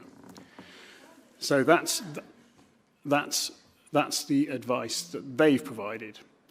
I'm pretty cynical, but I actually have some sympathy with that, and I think that's what's likely to happen, is that though it is possible that the same entity, the same body would deliver both the student accommodation and the housing scheme, I think it is unlikely. If you look at what happens around the city at the moment, purpose-built student accommodation is generally sold off and front-funded to a student accommodation provider, so that's what would be likely to happen. So what we're looking at a way of delivering, particularly on points that councillors McAllister and Varney made at the last committee, where they absolutely said, and I recall it, they said, I will support this, but only if it delivers the affordable housing. That was their contingent point. So we thought, well, if that particular condition, that first fix to deliver all the affordable housing in Block A, will stop the whole scheme from coming forward, because the scheme is, in essence, reliant upon the student accommodation to cross-fund it, we need to try and come up with some sort of pragmatic approach that we can put to you for your consideration. So the first condition that we had, that first fixed condition, you could put that in place, but it's probably not going to really deliver anything ultimately on the site, and you'll end up with multiple applications coming in to amend the conditions, which isn't really going to help anybody. So what we then came up with, having discussed things with the applicant a little bit, the applicant had said that they are happy to be tied to that condition there, so that they have to have reached first fix on Block A before the purpose-built student accommodation is provided, and in Block A they will provide 20% of the units in Block A as affordable, and then in future they're saying they will provide 20% of the units in Block B as affordable and 20% of the units in Block C as affordable, which gives us the challenge, well, what happens if those blocks don't come forward, if Blocks B and C don't come forward? Because we've tied in Block A here with that condition. So where we've sort of got to, and this is where the condition doesn't necessarily tell the whole story, where we've got to in discussions with the developer was a sort of a point in time or a process where we thought, well, we know that your wish is that the affordable housing is delivered, you know, and you've made that very clear. So if the only way to get the scheme off the ground is to have a limited amount of affordable housing in Block A, not all of it, and we can't necessarily guarantee Block B and Block C being delivered, then maybe an approach that might work is that we have a backstop date. And what that would in essence mean is in the Section 106 agreement, we would say, we know Block A, the 20% in Block A is secured, and we would then have a backstop date of, let's pretend, 5 years after development commenced, or 8 years, or 5 years after Block A was completed. It doesn't really matter, we can come up with a backstop date. If the affordable housing in Blocks B and Blocks C has not been provided by that date, because they haven't been completed, then the council, at its sole discretion, could choose to take a financial contribution of the value of those affordable housing units that haven't been provided to deliver off-site affordable housing. Or, if the council we went out and looked at the site and we saw that Block B and Block C were virtually complete, and they clearly would be complete a few months after the deadline, we could take the view that no, we'll hold on and we'll take the affordable housing units on site. But it would just give the option of either having on-site provision if it came forward, but if the developer decided they actually weren't going to bother with B and C, we would still get affordable housing through a financial contribution. So that's the sort of the place where we've sort of got to. It may not be seen to be ideal, but we think it's perhaps in the lack of, we don't have the ability to absolutely guarantee Blocks B and C come forward. That gives us Block A, and that condition enables the scheme to happen in effect, because the student accommodation will come forward, that funds everything else. But in the case that B and C don't come forward, we would be entitled to take an affordable housing contribution for the units not provided to deliver off-site. So that's where we've sort of got to with it, linking the condition and the obligation. And it's really, members, for you to consider. We're recommending that condition with the appropriate wording in the affordable housing in the Section 106 agreement that the solicitors will work on, but it's for you to just see what you think. But we think that's a pragmatic solution. And apologies for going on and on and on. No, that's very helpful. I can't even remember who asked the question. Who was it? Kai, come back. Yeah, a couple of points on that, just from the management of social housing point of view. Obviously, having one block that a RP can manage and maintain is obviously preferable to accommodation being spread across three blocks from a maintenance cost point of view. So would that make this scheme less attractive to an RP from that point of view? And I guess with this condition, it's gone from a position where we thought we were guaranteeing 87 units to roughly a third being provided on site with this condition. So taking your points in order, you're absolutely right in that if you've got a whole block, an RP is more likely to be interested. But what we have to bear in mind is this is a build-to-rent scheme and there is no RP. So with build-to-rent schemes, the developer acts as their own housing association and rents out the the affordable build-to-rent units at no more than local housing allowance maximums. So there is no RP, so the units can be pepper-potted around between the blocks. So that issue is not pertinent in this particular case, but in a normal circumstance, Councillor Dudd, you're absolutely right. And yes, what this condition does is it guarantees that Block A will be delivered, and I'm not sure, Kana, how many units are in Block A in total, can you remember? Doesn't matter if you can't. Not off the top of my head, but I can look it up quickly. So it guarantees that 20% of the number of units in Block A will be affordable. It doesn't guarantee Blocks B and Blocks C will come forward, and we can't really guarantee that they will come forward, but what we're trying to do is give ourselves a position where we at least get something, i.e. a financial contribution, if those blocks don't come forward. It's 134 total in Block A. 134, so that would be 27. 20% of 134, 27? Yeah. That would be 27 would definitely come forward as part of Block A, and then the remaining 60 will come forward as part of Block C and Block B, but if Blocks B and C didn't come forward, it would be a financial contribution, which would run into many millions of pounds. Okay, thank you. Did anyone else have their hands up for a question about this condition? Yep, Andrew, and then Ellie. Yeah, thank you, Chair. Yeah, I think actually, Jim, you probably answered my question, because obviously my support for this scheme was based on the delivery of affordable housing. And I do think it is preferable, actually, that if possible, and in this case it sounds though it is possible, that affordable housing is spread across the scheme so it's tenure blind. I think that's good. That's quite an attractive proposition. But it means that we're only guaranteeing 20% affordable rather than what we originally wanted. So that is a concern of mine. Yeah, I'm talking actually, not you. Lisa, if you continue to call out, I will remove you. That's the last warning. Honestly, I will remove you from the meeting. Thank you. Please carry on, Andrew. I'm sorry. Yeah, so I am concerned that we are potentially not delivering the affordable housing that we all really want. But there is a backstop, as you mentioned, Jim. So I guess actually I haven't really got a question now. It's just a comment, really. I think that I am concerned that we're not achieving what we wanted, 100% affordable delivery, or 100% of what we wanted, and we're only getting 20% of what we wanted. But at least there is a backstop. So, yeah. I would say something. I would just say, I'm not trying to tell you that B and C won't come forward. Yeah. I'm trying to say this is what we would do to protect our position if they didn't.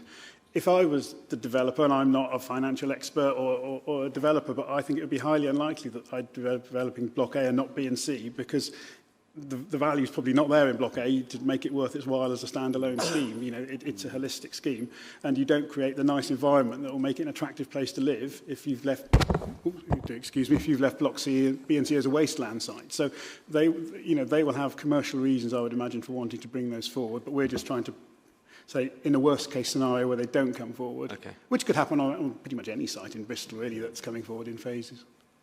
Ellie, you want to ask a question? Yeah, I mean, I think it's sort of been covered, but in the amendment that we were given today, you explain that a little bit, and it's really helpful. And then it says the S106 could potentially contain a clause. So that's your backstop that you've mentioned, is that right? Is that, as a committee, I mean, regardless of whether we go for this, and I know we don't normally condition S1, we don't normally get involved in S106, but that is actually really important. Is there a way that we can make that a firmer part of that condition rather than saying we'll leave it to the S106, which we won't necessarily get eyes on? So the condition, a planning condition, there's different ways of enforcing these things, and the government says if you can use a planning condition, you should, and therefore a phasing plan, which is what this is about, is a phasing plan here, is entirely appropriate that that's used as a planning condition. A Section 106 agreement is and Dawn might be able to help me here, is a contract in effect, and that we would enforce if need be through the courts. So if it's a case of payment of monies, we do enforce that as a debt through the courts. If it is a case of affordable housing not being provided or a physical thing not being provided, we'd enforce that if we chose to do so as an injunction. But usually if it's money related, it'll be done through the courts. A financial contribution tied into a Section 106 agreement is generally fairly easy to enforce, and I say that with my fingers crossed, but having done it for quite a long time. Obviously, if a company goes bust, a company goes bust. If they haven't got any money, they haven't got any money, but that's the same on any scheme anywhere, SIL, Section 106, whatever. But they have entered into a contractual obligation to make a payment to the council at a certain time if a certain thing hasn't happened. In this instance is what we're proposing. So I think that would be enforceable, even though the figure would be quite substantial, and the 106 would be the place to do that, because you're not allowed to put financial contributions as planning conditions. That's helpful, thank you. I suppose, given the kind of eyes that are on this and the concerns that are around this, if there is any way we can just tighten it, and I get what you're saying, and I don't know whether there's a way of doing this, but as a committee that we can have that assurance, given that like I say, we're not going to get involved in the S106, is there something that we can leave here today, for example, knowing that that was definitely built in and that there was no, there was no way that could not happen? And I completely trust you guys and the process and the fact that it's a contract, but I think for our assurance, if there's a way of making it, linking it to the condition in some way, and yeah. Can I just add to Jim's explanation? I think the appropriate place for this to be dealt with is the Section 106, but we can formally minute this in the minute as an instruction, as a clear direction from the committee that this needs to be included in the Section 106 and this will happen. Or it could indeed also be an informative, but the condition is just for the reasons that Jim has explained, not the right place. But we can nevertheless achieve what you're asking for by formally recording it in the minute and including an informative as well. I mean, that's a proposal. Does anyone object to that? I mean, okay. I've got Kai next. Oh, sorry, did you have anything else, Ellie? Yeah. Oh, that's it. Okay, Kai. Thanks, Jim. Can you just clarify in terms of that backstop when that money would become payable in the timeline? What sort of period of time are we talking about there? Right, at this moment in time, we're not, because we haven't got that far down the road. We had a meeting with the applicant late last week, at which it was sort of first raised in when we were batting around ways that we could maybe come up with a solution, and they said they were happy with that sort of approach. My inclination is that to protect the council's position, we would probably want to have a time period, given that Block A is linked to the opening of the PBSA, so my inclination is we'd want to have a time period of a given number of years after the opening of the PBSA. I would think somewhere 3 or 5 years would be reasonable, given the large-scale amount of development that needs to complete those units, but we haven't had that discussion. It wouldn't be like 20 years or anything like that, but I would have thought somewhere around the 5 years is probably about reasonable, given how long it takes to build these large-scale schemes. So if B and C weren't complete within 5 years of Block A being completed, or the PBSA being occupied, then the financial contribution would become due. That would be my thinking as a reasonable approach. Okay. Any other questions on this condition? Okay. There are just 3 conditions, aren't there? Yeah. Sorry, it's been a long meeting. Thank you, everyone. So I think we're going to move to the debate on this. Yes, Zoe, you've got your hand up straight away. From the concerns raised by Historic England to the mess with the affordable housing and... Can I stop you there? I just need to keep you on... The concerns by Historic England are from a previous committee. We're talking about the 3 conditions particularly. Just on the conditions? Yeah. Okay, then I'll wait then. No, I wasn't saying that it's not... You can say what you want to say, but I just need to point out that we're only talking about these 3 conditions. We're not talking about the whole application. I just think it's all an absolute mess, each of the 3 conditions. It seems so convoluted, and I'm not convinced on any of it. So I'm just going to vote against. Okay. I'll go Richard, then Serena. Unfortunately, life and certainly construction these days is complicated. I wouldn't like to have started here, but this is where we've ended up. What Jim has confirmed, it's been confirmed elsewhere. By the way, Chairman, your suggestion of actually having a condition, not a condition, a notice, and actually minuting the involvement of educational professionals seems a no-brainer to be, and I'm sure everyone supports that. But the important thing, we can carry on. We've had this as the 3rd meeting, as you've said. And yes, one has to get these things right. But there's a crying need for housing, affordable housing, student housing, etc. And we're just delaying it further before shovels, to use an old-fashioned term, are put in the ground. So I think that is the best we can achieve on those 3 conditions with the officer advice we've received. So I'll be backing it. Thank you, Richard. Serena? Yeah, I'm concerned that we're increasingly watering down the affordable housing offer on site.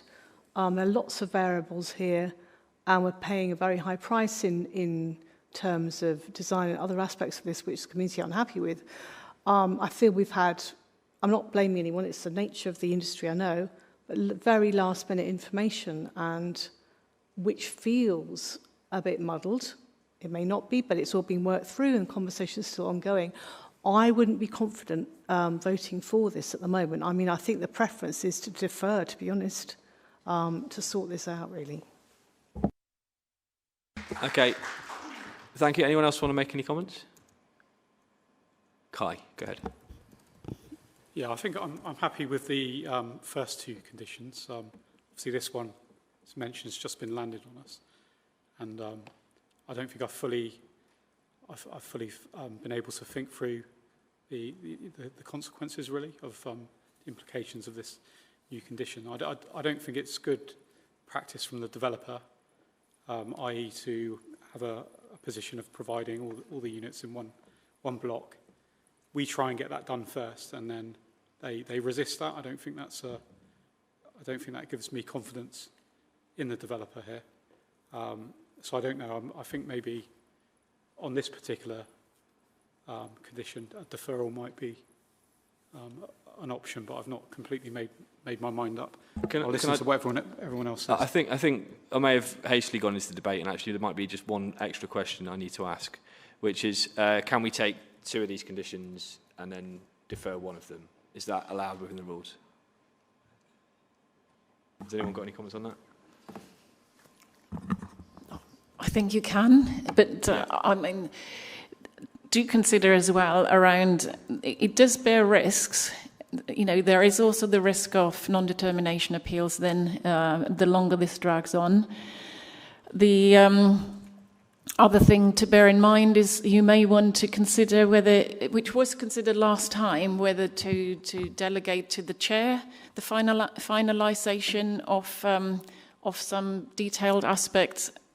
It's all about the proportionality. Certainly, you know, there is strong guidance in national policy for committees to make sure to make timely decisions and to be positive in decision making. Thank you. I think I take on board the comment you made, Jonathan, about we've got to the point this happens usually, you know, officers take it away and they work on it, and it's a complicated business, all this, putting conditions together. I feel similar to Kai and what others have said, to be honest. I feel like we haven't got... I appreciate the long explanation you gave, Jim. I do appreciate that. But I think our feeling is we just don't have enough confidence in that deferral... way of doing it, I think, at this point. But I think I also want to check, if we defer it, what in practice happens? You know, if we defer these conditions to the next committee, what in practice actually happens differently? Like, what can you do differently? If we give you advice. I don't know who I'm talking to here, but... I mean, the applicant will know that I've heard what you've said, because I assume they're sitting in the gallery. If they are adamant that they cannot find a way of delivering the scheme because they can't get a purpose-built student accommodation developer to take on the PBSA unit with the first fixed condition that we were previously discussing, then we're at a bit of an impasse, aren't we? Because if we're going to come up with a phasing plan condition to deliver something, we're probably back here broadly discussing the same thing, unless somebody somewhere has a great big epiphany that comes up with an idea that no one's thought of as yet. I think that's the likelihood. I mean, we could go back and have further discussions with the developer, with the applicant, but it really pivots on how you ensure blocks B and blocks C are built out. And as I said, I think it's highly likely that they will be if Block A is built out, or if the scheme happens. But I'm a bit of a loss to know that. I'm a bit of a loss to be able to say to you, we would be able to come back to you with something materially different than what we've been discussing. I think, is that fair, Simone?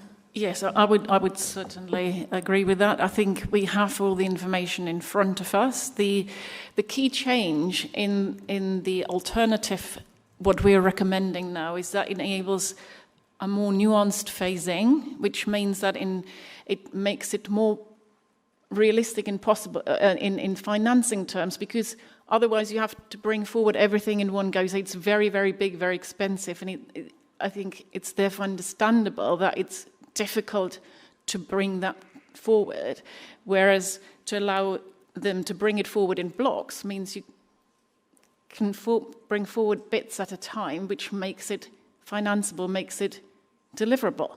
So I just don't think there is much more information that we can actually garner, even if we spend longer on this. Okay. Has anyone else got any other comments they want to make about this, or can I am going to move the officer recommendation, which is to approve the wording of the recommended conditions as set out above. At the end of the day, we have to vote on these things and decide. I'm going to move that. So have I got a seconder for that? Seconded by Councillor Eddy. So we'll go around and just vote on that proposal. So, first, Councillor Varney. 4. Councillor Wells. Oh, he's not here, sorry. Councillor Eddy. 4. Councillor Hornshan. I'm abstaining. Thanks. Councillor Ralston. Abstain. Councillor Freeman. 4. Councillor Dudd. Abstain. Councillor Peat. Against. And I'm Councillor Breyer, and I am actually going to vote for. Yeah. Because I don't think we're going to get anything back better. So we've got 4 for, 1 against, and 3 abstentions. So that does carry. We are going to take those conditions forward. Thank you, everyone, for coming to the committee today. I appreciate your time, and we have got finished by 6, so thanks very much. Oh, yeah, it's my last meeting, so thanks, everyone.